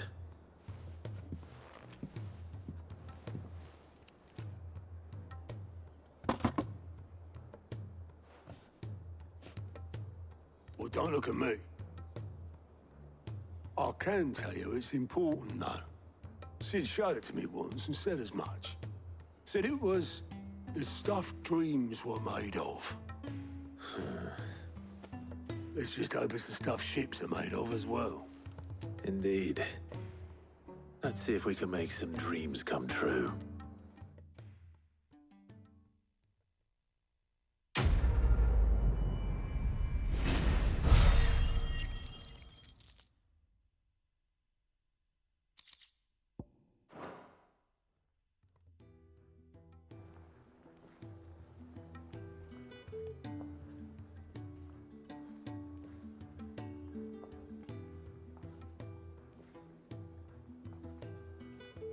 Just the two I was looking for. Aye. Who's a patient? Actually, yes. The Crown Prince just left. Dion left? Unless you've another word for stood up and walked off. Yes, left. He did have the decency to leave a message with Obelisk before commandeering one of his dinghies. Should we go after him? No. We're not the Prince's keepers. He is free to do as he sees fit. I'd rather he did so in bed. His wounds are nowhere near healed. Much like yours, I suspect. Otto told me what happened in Canver. What is it with this realm's princes and their aversion to rest? Ask me when I get back. Though I may be sometime. Then at least try to stay safe. And if that fails, try to stay alive, eh?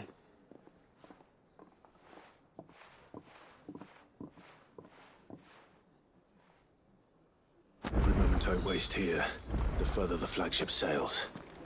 I have to get back.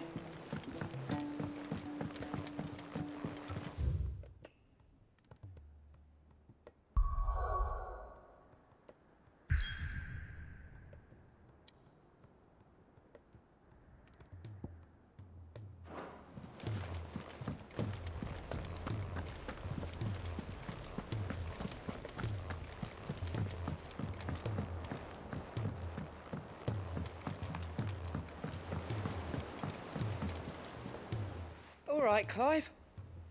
Blackthorn told me you helped him out again. Tough for that. Speaking of which, I'm actually a bit, Worried about him. And you want my advice?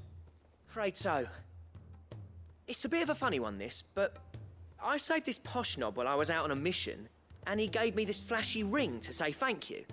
So, obviously, I show it to Blackthorn, thinking he'll be impressed, only for him to go white as a sheet and quiet as a curl instead. Try as I might, I can't for the life of me work out what could have got him upset like that. And seeing as how Blackthorn opens up when you're around, I thought maybe... I'd speak to him again. Well, I suppose there's no point leaving him to stew. Cheers, Clive. I'll be sure to pay him a visit as soon as I have a moment. All right, I'll meet you by the forge then. You come along when you're ready.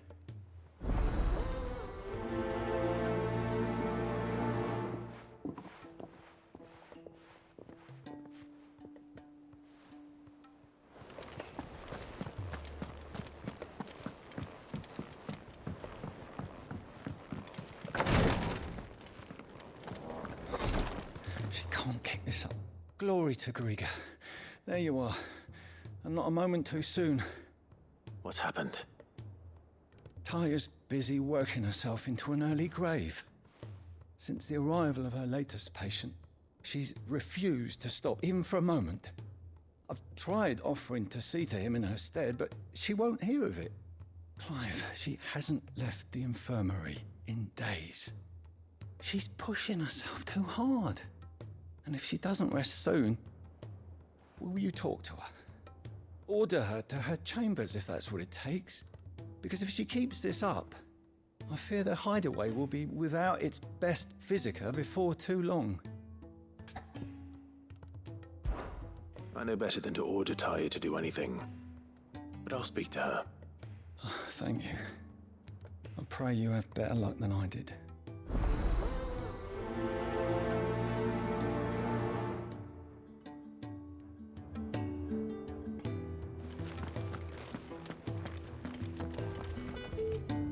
Well, Taya, Rodriguez worried about you. And if what he says is true, then so am I. We all admire your dedication, but you do need to rest. I will, when it's time. Until then, I'm staying put. We owe him that much. Who is he? Someone from my past. Someone who doesn't deserve to die alone. It won't be much longer. The crystal's curse has almost finished its work. If I had the tears, I could ease his passing. But without them, we've nothing that will touch the agony of those last few hours. How would tears help this man? Not my tears. Tears of mercy. Alicia, it's the only thing strong enough. You wouldn't, Taya. Surely. There must be something we can do for him. Sometimes an easy death is the greatest kindness we can offer. You do well to remember that, Rodrigue. I will. We have all the ingredients we need for Alicia Balwam. It needs to be fresh, though, so we rarely have much to hand. I can make the draft if you can bring me what we're missing. Just tell me what you need. There is a species of venom-weeping spider that lives in the forests of Norvent, near Lorbert's Pass. Bring me one of their eyes. Preserve it as best you can, but avoid contact with the tears. I'll make sure the other ingredients are ready before you return.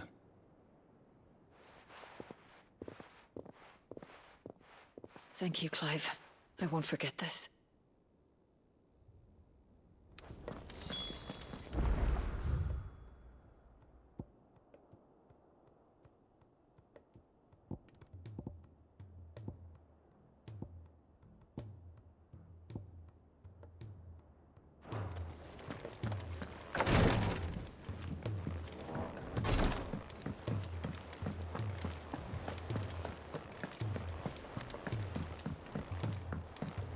Cole said it was an army of Akashic.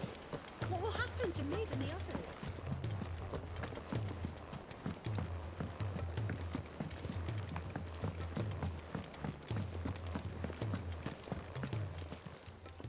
Still alive, are you? Coin purse weighing you down? Is that all? Aye, it's a dangerous world out there. Come again. Or don't. I'm not much bothered either way.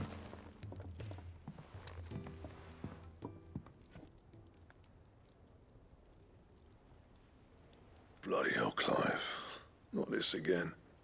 Ain't you got better things to do with your time? That remains to be seen. August tells me he showed you a ring, and that the sight of it clearly upset you. Would you mind telling us why? Come on, mate. Bottling it up ain't gonna help no one. If it weren't the ring, and it was something I said, then I'm sorry. It was the ring, right? It brought back some unhappy memories, that's all. Memories better left forgotten. Memories of what? There are things we'd all rather leave behind, Blackthorn. But sometimes it helps to talk about them. And sometimes it doesn't. Is that so hard to understand?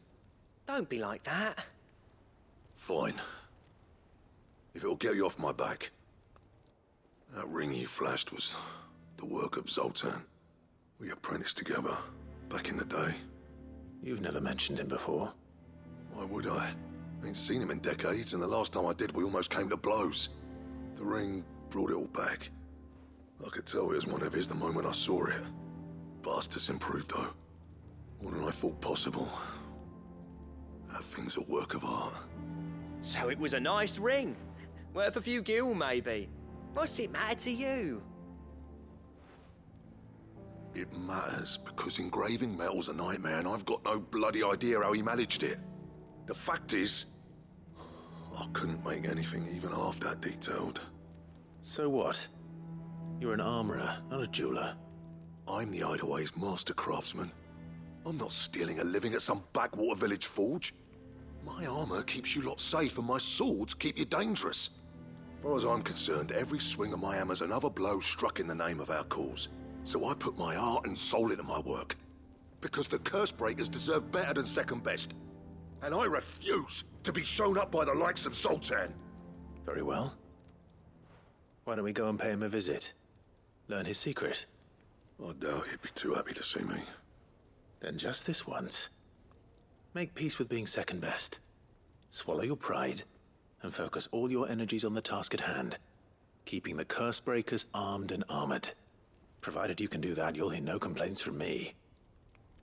But if you can't, and it's going to distract you, we need to do something about it. What'd you say, Blackthorn? You know he's right.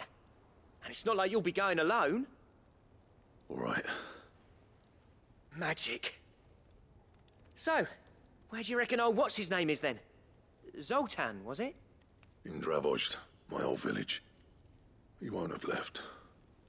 He's the chief. Dravozd, eh? That rings a bell. Not far from Tabor, right? Just north of the fields of Carava. Got that, Clive? Meet us at Dravozd as soon as you can, yeah? And I'll make sure Blackthorn don't get cold feet. Good luck with that. I'll see you there.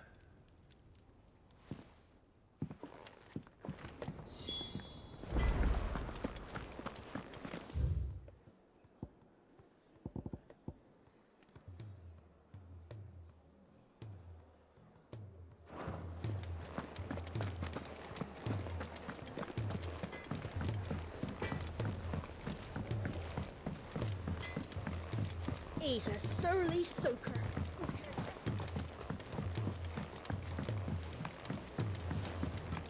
The realm's crops are all being harvested early for fear they don't grow under these skies.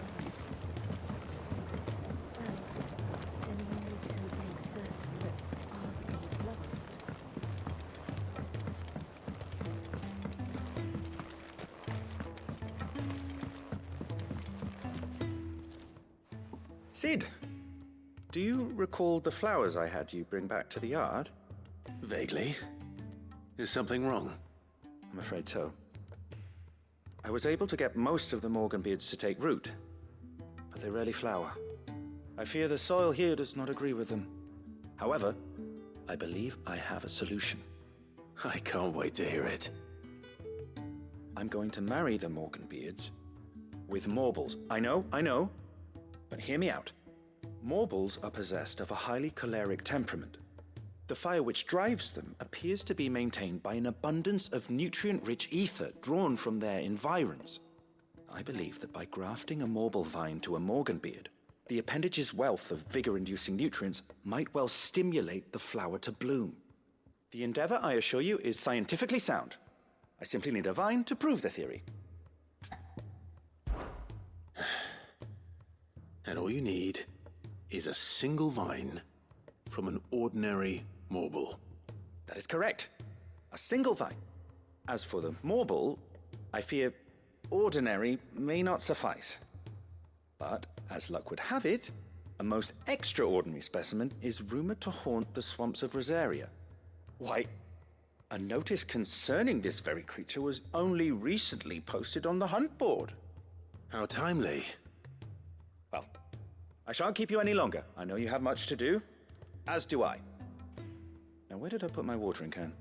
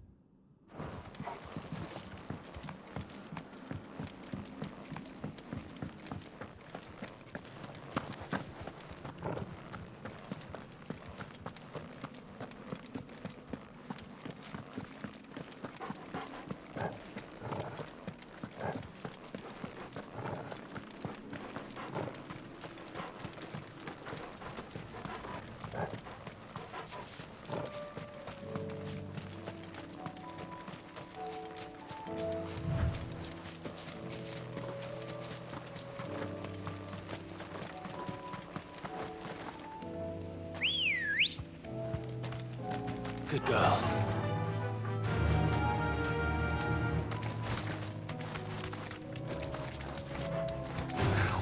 All right.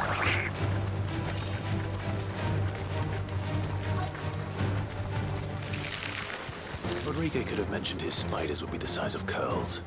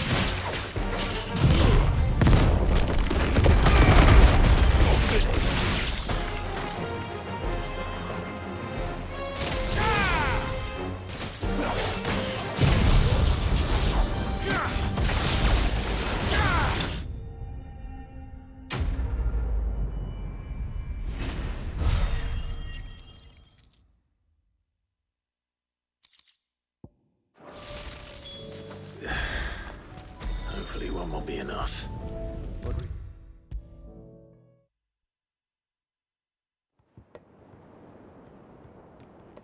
Thank goodness you're back. Talia looks like she's about to collapse. Is this what you needed?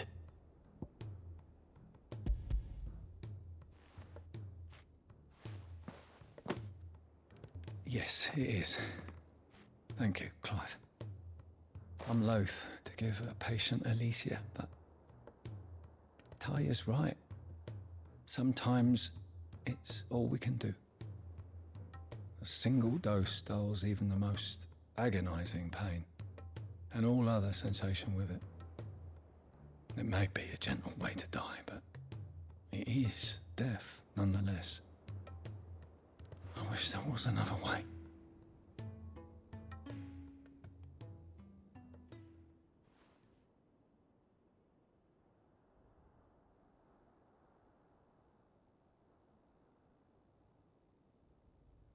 How are you feeling? Light, mid-here. Drifting on waves. Good. Just relax. Let the waves carry you to a better place. Thank you, Talia. I'm so proud of you.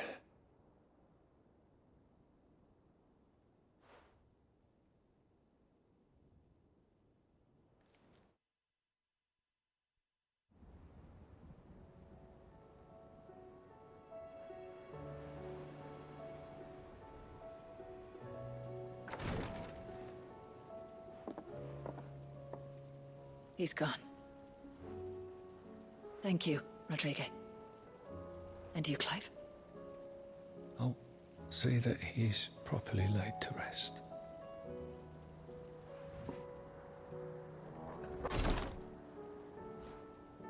The man you helped today was my mentor, back in the Southern Isles, on the front lines of some meaningless war. I was still a child when they shipped me to their triage tents, to treat the wounded with my gift. But in such blighted lands, I was next to useless. Until he taught me the true physicker's art, that is. An art we would be lost without. Tears of mercy were his gift to the bearers of the world. A respite from the agony of the curse's end. And a kindness Sid would have approved of. You know as well as I what life is like for a bearer soldier. Marched from one battle to the next, never knowing which might be your last. A commander may care nothing for the bearer spent in his service, but my mentor's gift gave the dying one fleeting moment of tranquility before the end. I've no tears left, Clive. I've seen too many of my friends taken. Something needs to change. And we need to be the ones to change it. And we will. I promise. I hope so.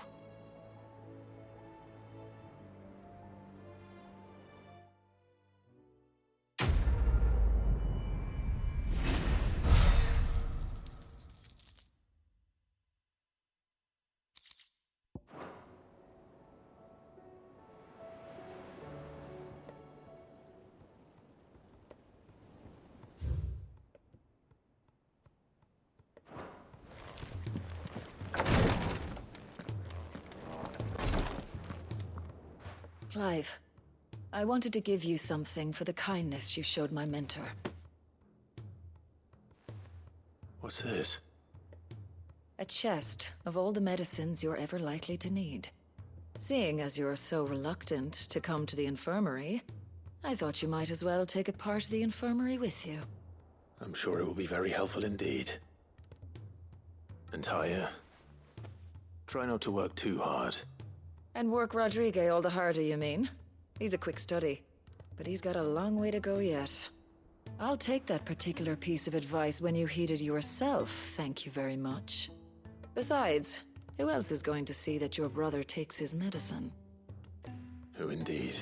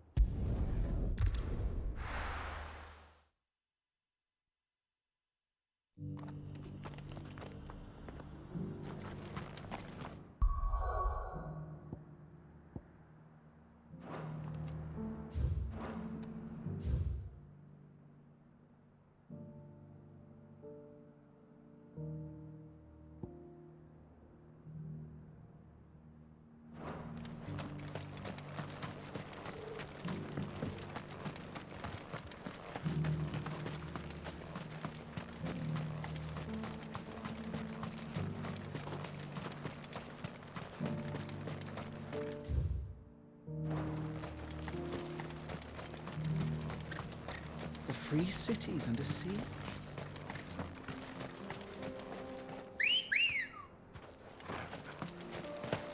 Good girl.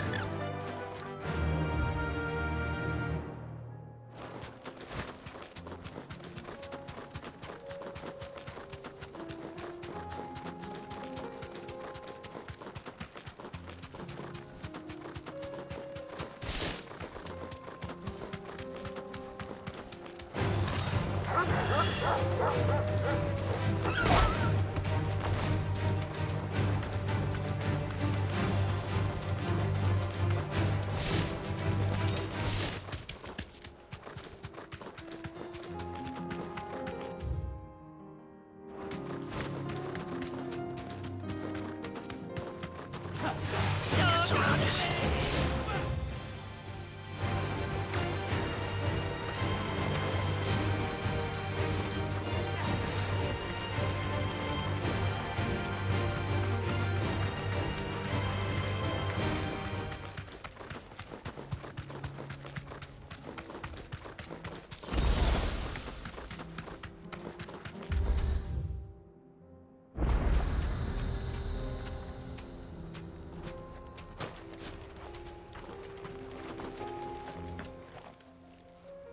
Kicked down already?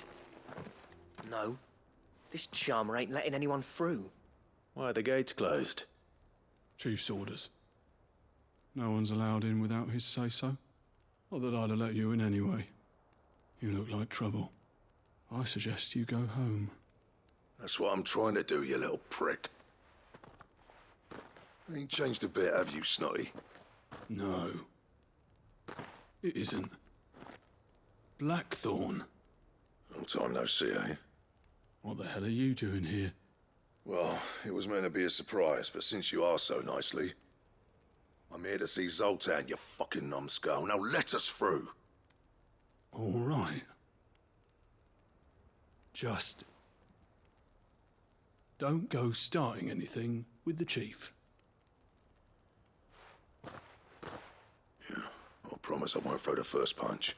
That good enough for you?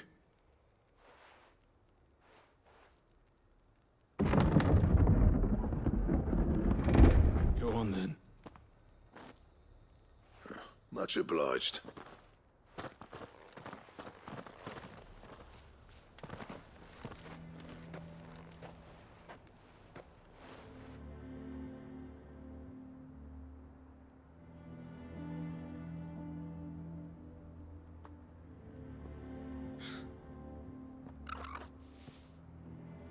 So this is Dravojd.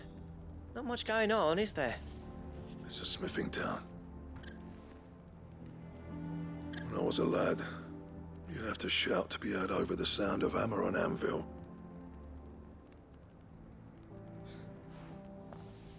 Clive, you're good with people. You speak to Zoltan. Hey, you ain't backing out now, are you? There's a river of bad blood between me and the chief. But if someone can build me a bridge, then I'll cross it. All right. I'll see what I can do.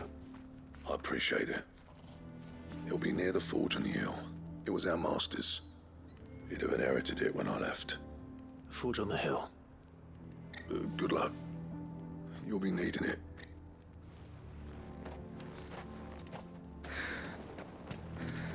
But if we can't fire the forges, how are we going to earn our keep? Shut your hole.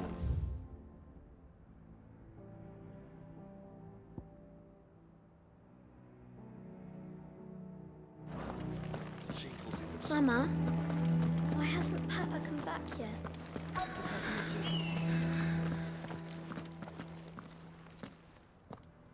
Hotter! Hotter, damn it! Those miserable flames wouldn't melt butter, let alone iron. Pardon the intrusion. I'm looking for the chief.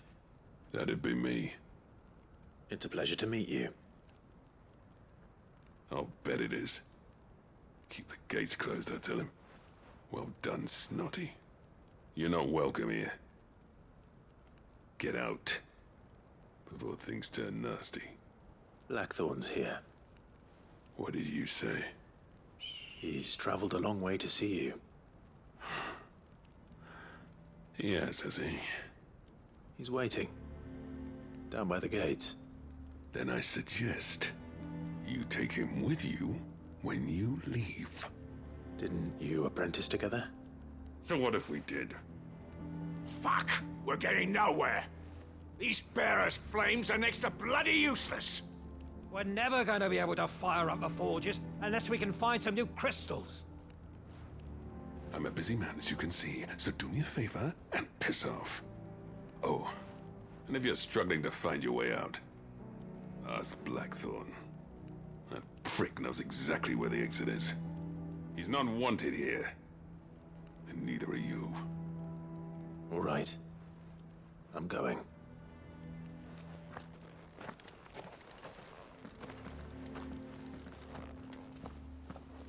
Please, Chief.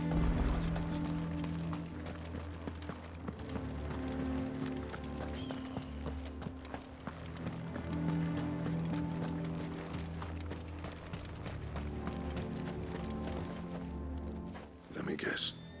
Zoltan told you to piss off. As a personal favor to him, yes.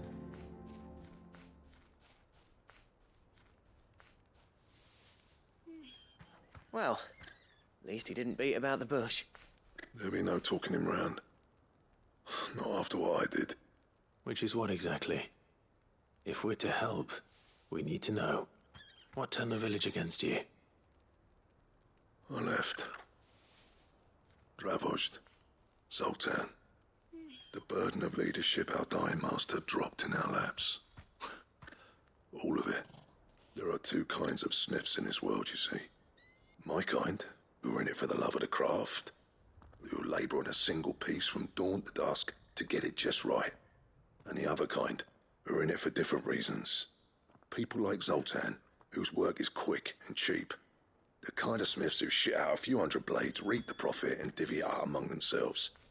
There wasn't a single day we weren't at each other's throats. And bit by bit, people started taking sides. You would have torn Dravojd in half had it gone on.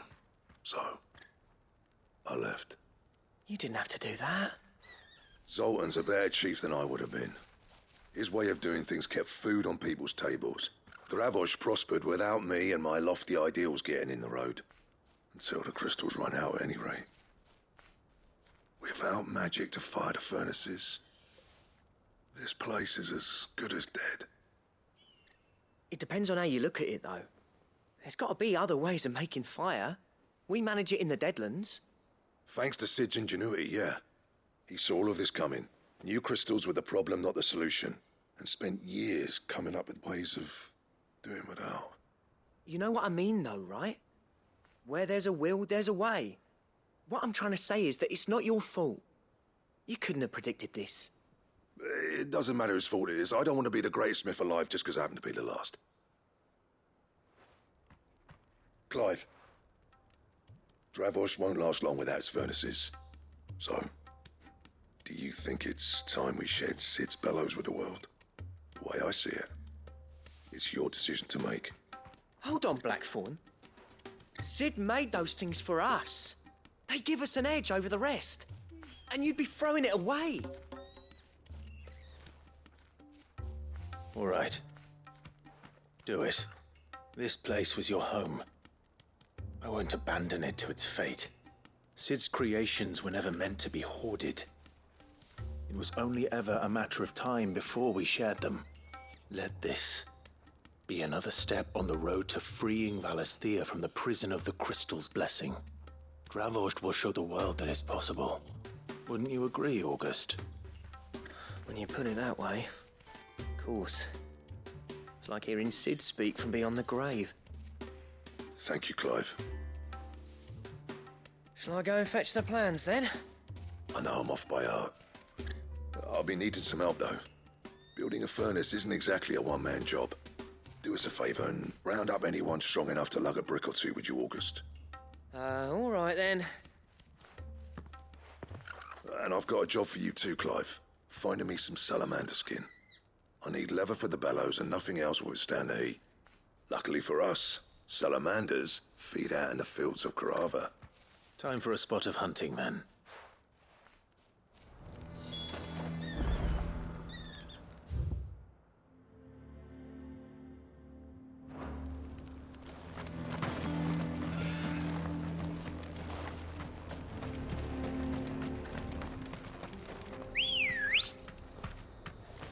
Come on. Run like the wind.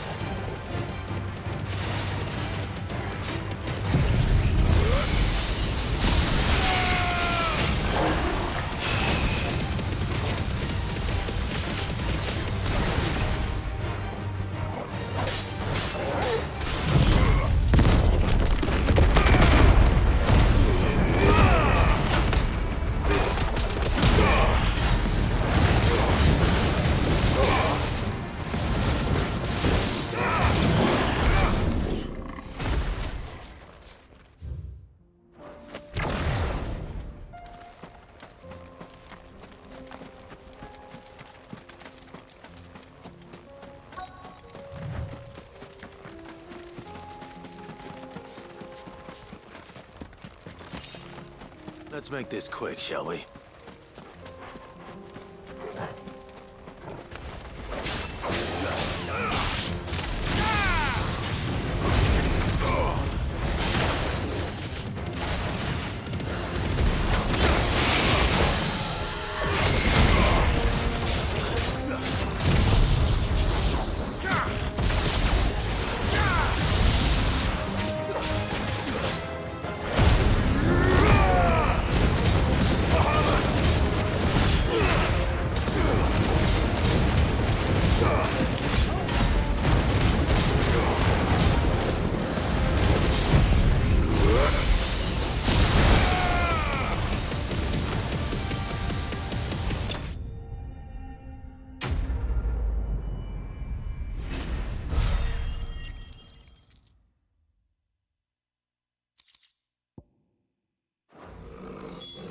dare say that will be enough for a decent set of bellows.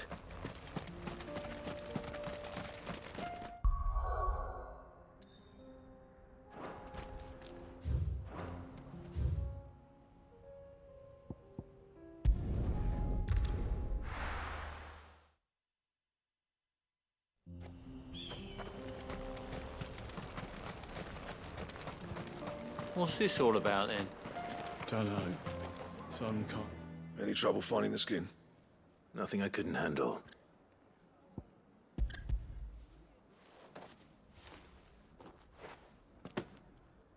There should be plenty. Right then, time to put these louds to work. If everyone pulls their weight, we'll be finished in no time.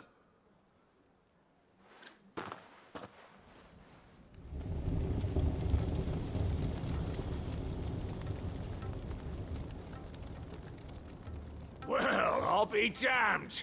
I honestly didn't think it'd work. But it's hot enough, all right. And without a single crystal in sight. You know what this means, don't you? I do, yeah. Dravost is saved.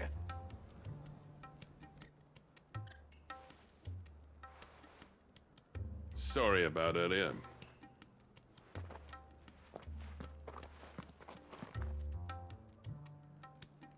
I take back everything I said. That thing you built us is an honest-to-God's marvel. You've saved our village. It's Blackthorn you should be thanking. He oversaw the construction. Give this to him, would you? What is it? Pet Cole's cinders. After he left, I spent years trying to eke the most out of our forges. That there was my answer. Chuck it in the fire, and your forge will burn hotter for longer, which will do wonders for your steel. Our secret for yours. Only fair. I've always envied Blackthorn. Since the day I became chief, I spent every spare moment trying to match up to the bastard. No amount of sleepless nights at the Anvil will ever bridge that gap, though. He's a genius. Plain and simple. The man Dravost needed. But he took all his talent and left. Gifted and free. Is it any wonder I hate his guts? The cinders would mean more coming from you. I need to forgive him first. And that's not gonna happen.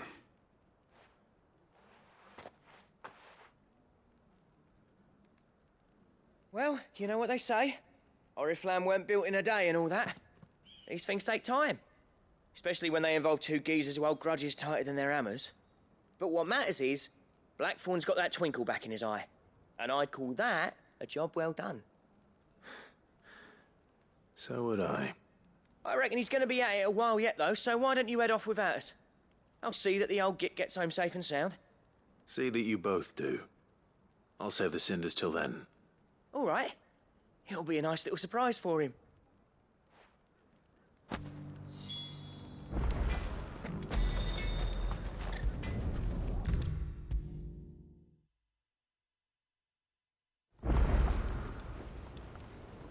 Gentlemen, I see you both made it home in one piece. Yeah, well, we didn't want to outstay our welcome. The whole village turned out for a go on the bellows after you left. Everyone except Zoltan, that is. Didn't see hide nor hair of him. Oh, but that reminds me. I have something for you.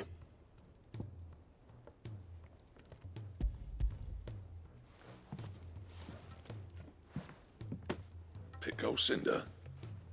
How'd you come by this?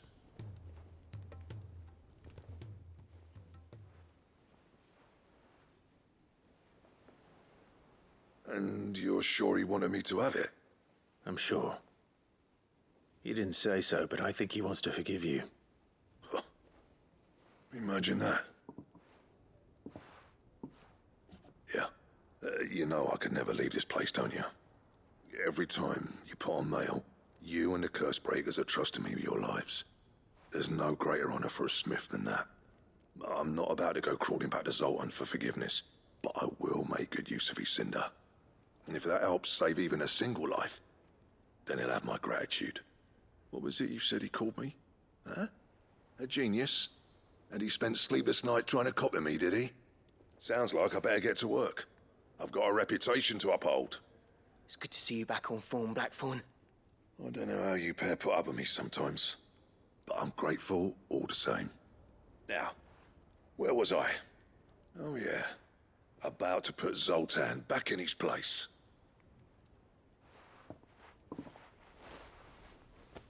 Ain't got the art to tell him how similar they are. Stubborn bastards. A little healthy competition should be good for him. You're not wrong. Still, it's a shame him and Zoltan couldn't let bygones be bygones. No use grumbling about it now, though. Blackthorn's happy. Or as near to happy as he gets. And that's good enough for me.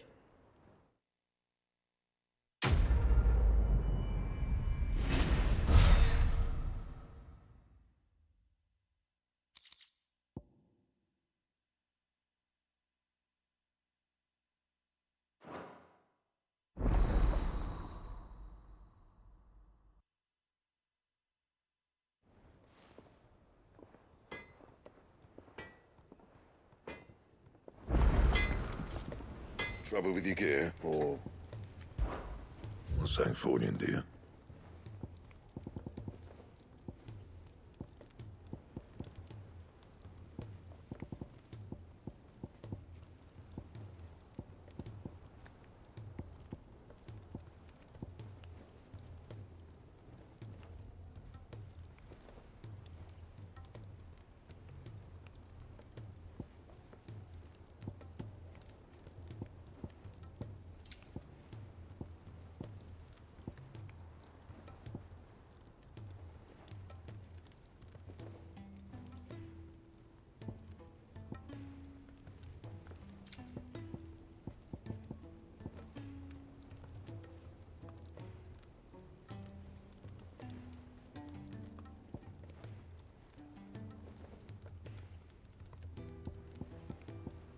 That it?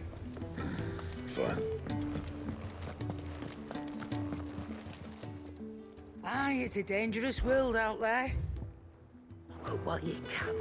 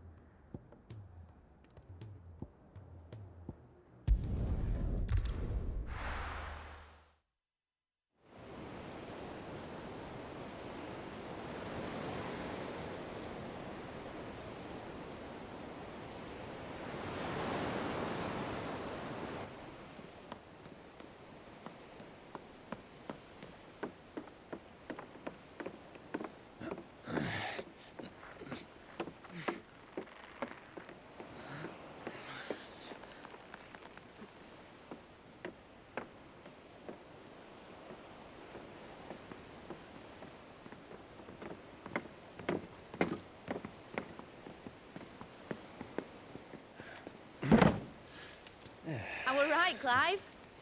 My dad had it all worked out. He'd be proud of you, Mid.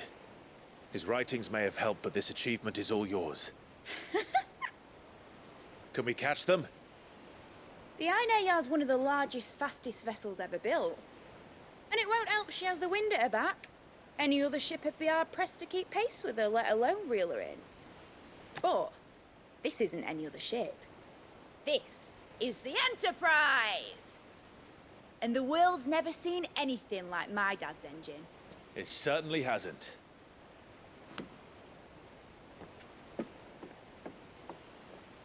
Clive. What do you know of Barnabas Tharm? Only what the bards sing. That he sailed to Ash from southern lands. That it was his mastery of the blade which won him the throne. And that his sword, Odin's sword, can sever the very threads of creation. But don't lose any sleep over a last tilt. We'll do what we must to survive. What we must? The light! I thought this cove was meant to be hidden.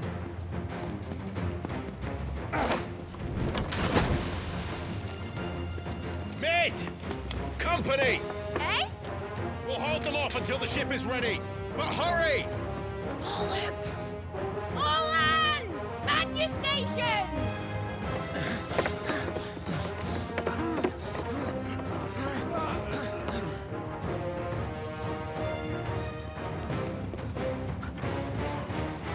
Everyone with me?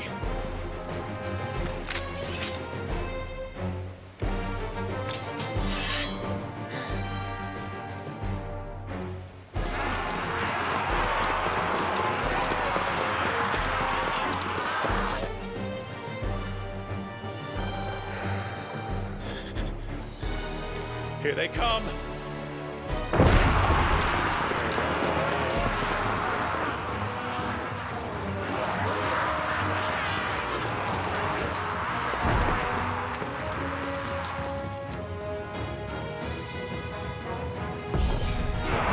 It needs every moment we can give her.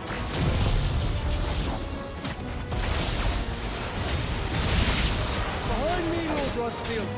I'll take care of these fuckers. I'll have you know, earthbreaking here. One struck fear into the heart of every man in the cliffs.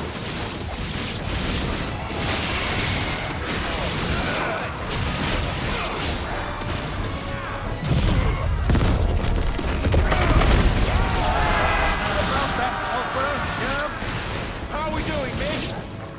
I thought you said that ship was fast!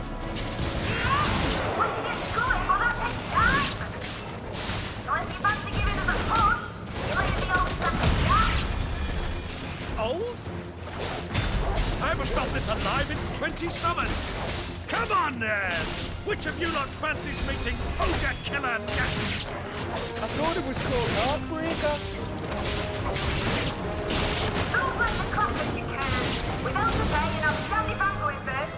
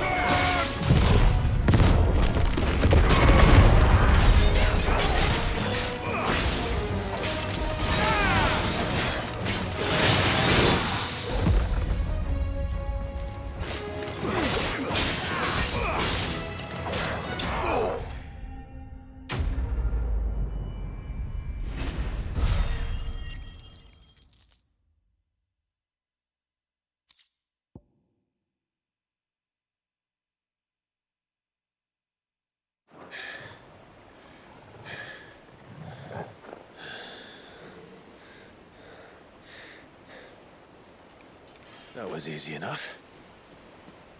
All right, you lousy lot. Get your asses on board. She's ready to sail. You heard the captain.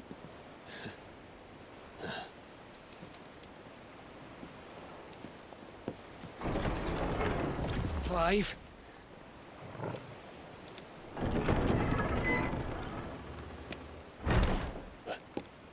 But I thought he was... Confounded. Then it is as I feared. Sleipnir is no man, but a creation of Odin.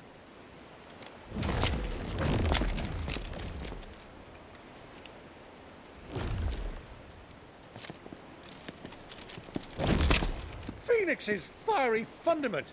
Have you no normal enemies?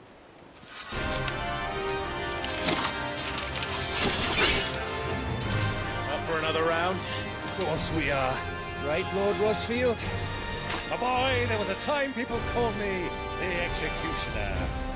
Or was it my axe? No matter, heads will roll all the same. Mate! New plan! You leave! We follow!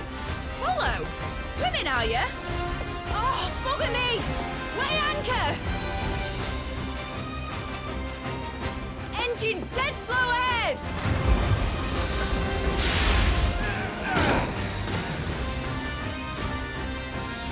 Have care, my friend. 'Tis not blood that runs through an Eddie's veins.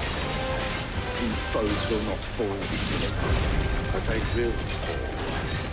Like oaks before a woodman's axe. Good thing I brought one! How long are we meant to keep this up? As long as it takes. Unless you have a better idea. Well, I've already killed at least 5 of the bastards. Fuck it. Let's do the lot.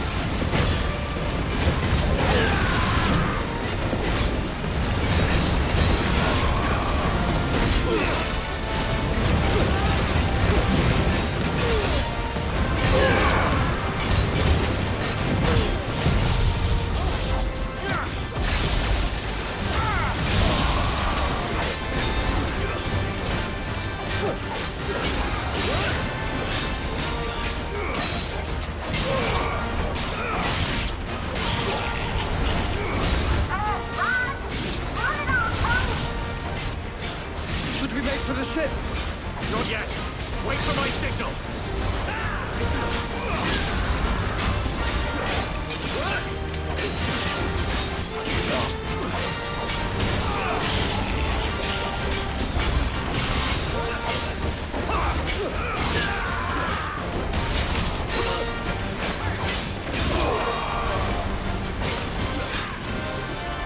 In your own time, Clive!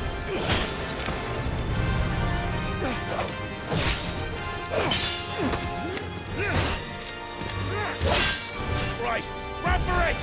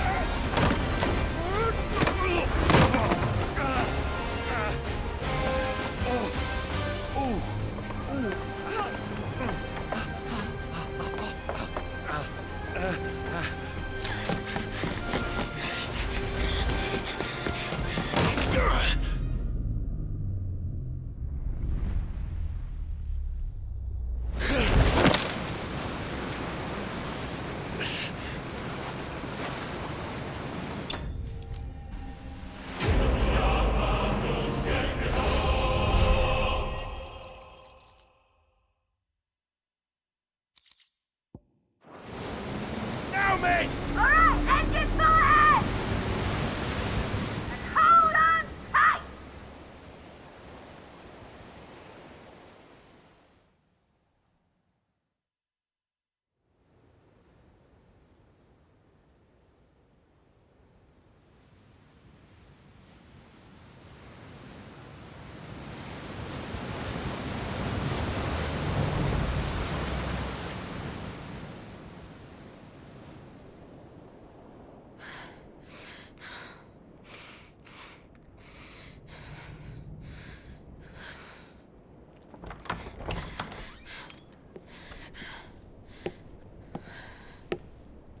What do you want?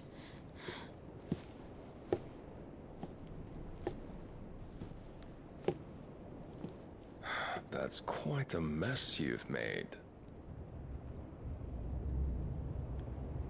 And wholly unnecessary. You are my offering to Mythos. I would not see you damaged.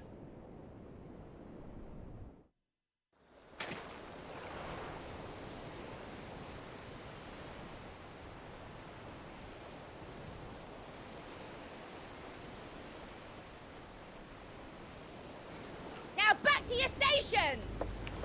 Every bell spent treading water puts another league between us and the galleon.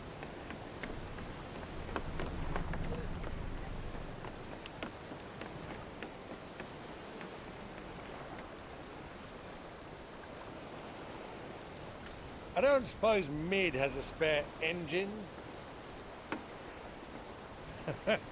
Since you rose from the grave, my fortunes have plummeted. Are you absolutely certain of this quest of yours, Clive? The foes you face are as terrible as they are numerous. Aye. And they'd have us live and die on their terms, which should answer your question. Ha!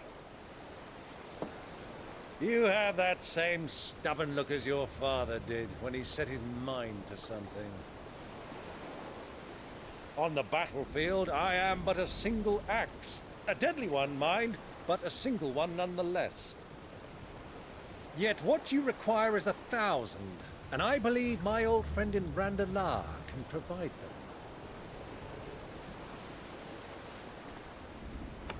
Take care, Clive. I have many more tales of your father's exploits to share. And I cannot very well do that if you're dead. Again. Good luck, Uncle. And may fair winds attend you. As for you, Joshua, take care. I shall do my best, Uncle. Farewell, my nephews. When next you see me, it shall be with an army at my back. Oh, ooh, there. Ooh, ooh, ooh.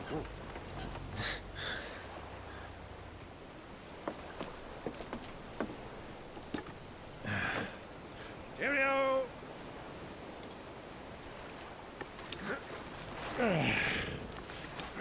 Oh, yeah.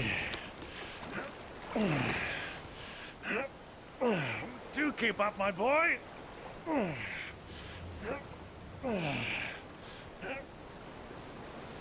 Well, you can't have him showing us up now, can we? We would never hear the end of it.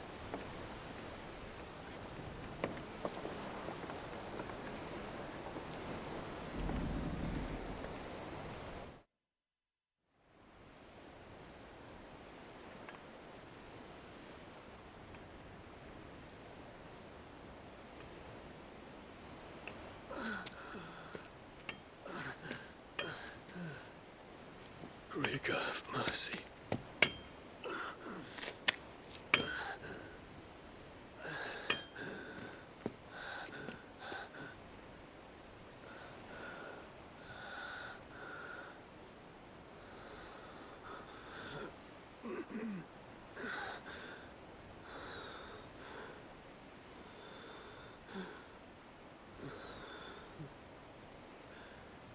All this.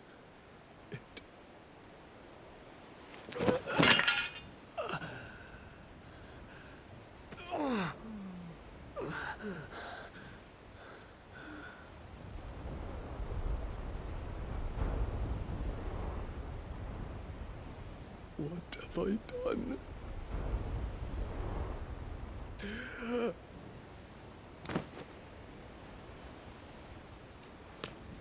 My lord.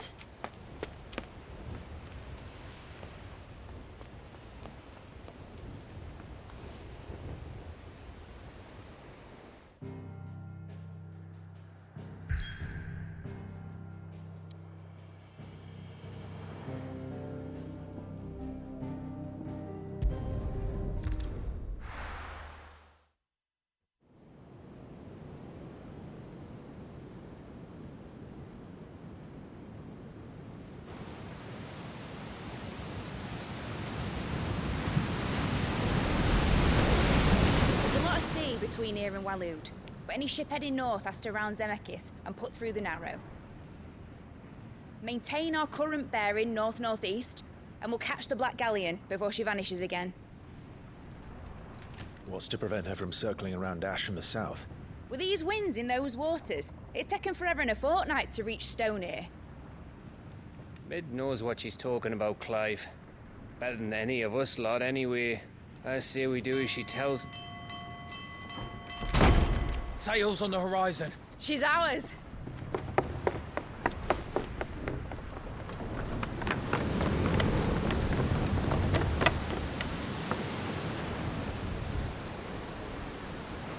Look alive, boys! Full ahead! And keep those furnaces fed! Aye, aye! Do you feel that? Jill. All hands! Battle stations!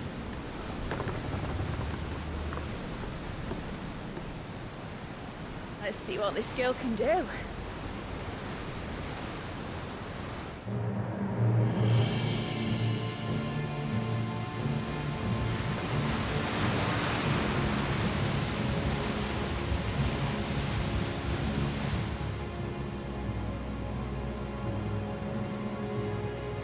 Where one leads, so does the other follow. The bond of consciousness which joins them condemning both to the same fate. Yet my every attempt to strike it from their hearts serves only to tighten its hold.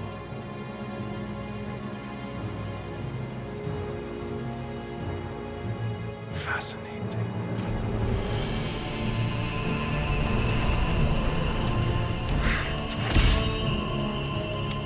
But then, there is naught my blade cannot sever.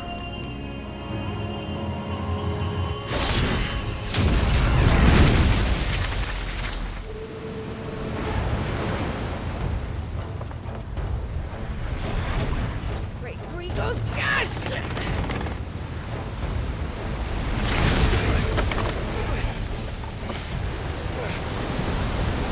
Barnabas. Hard a port! Heads down, you brutes! And brace for impact!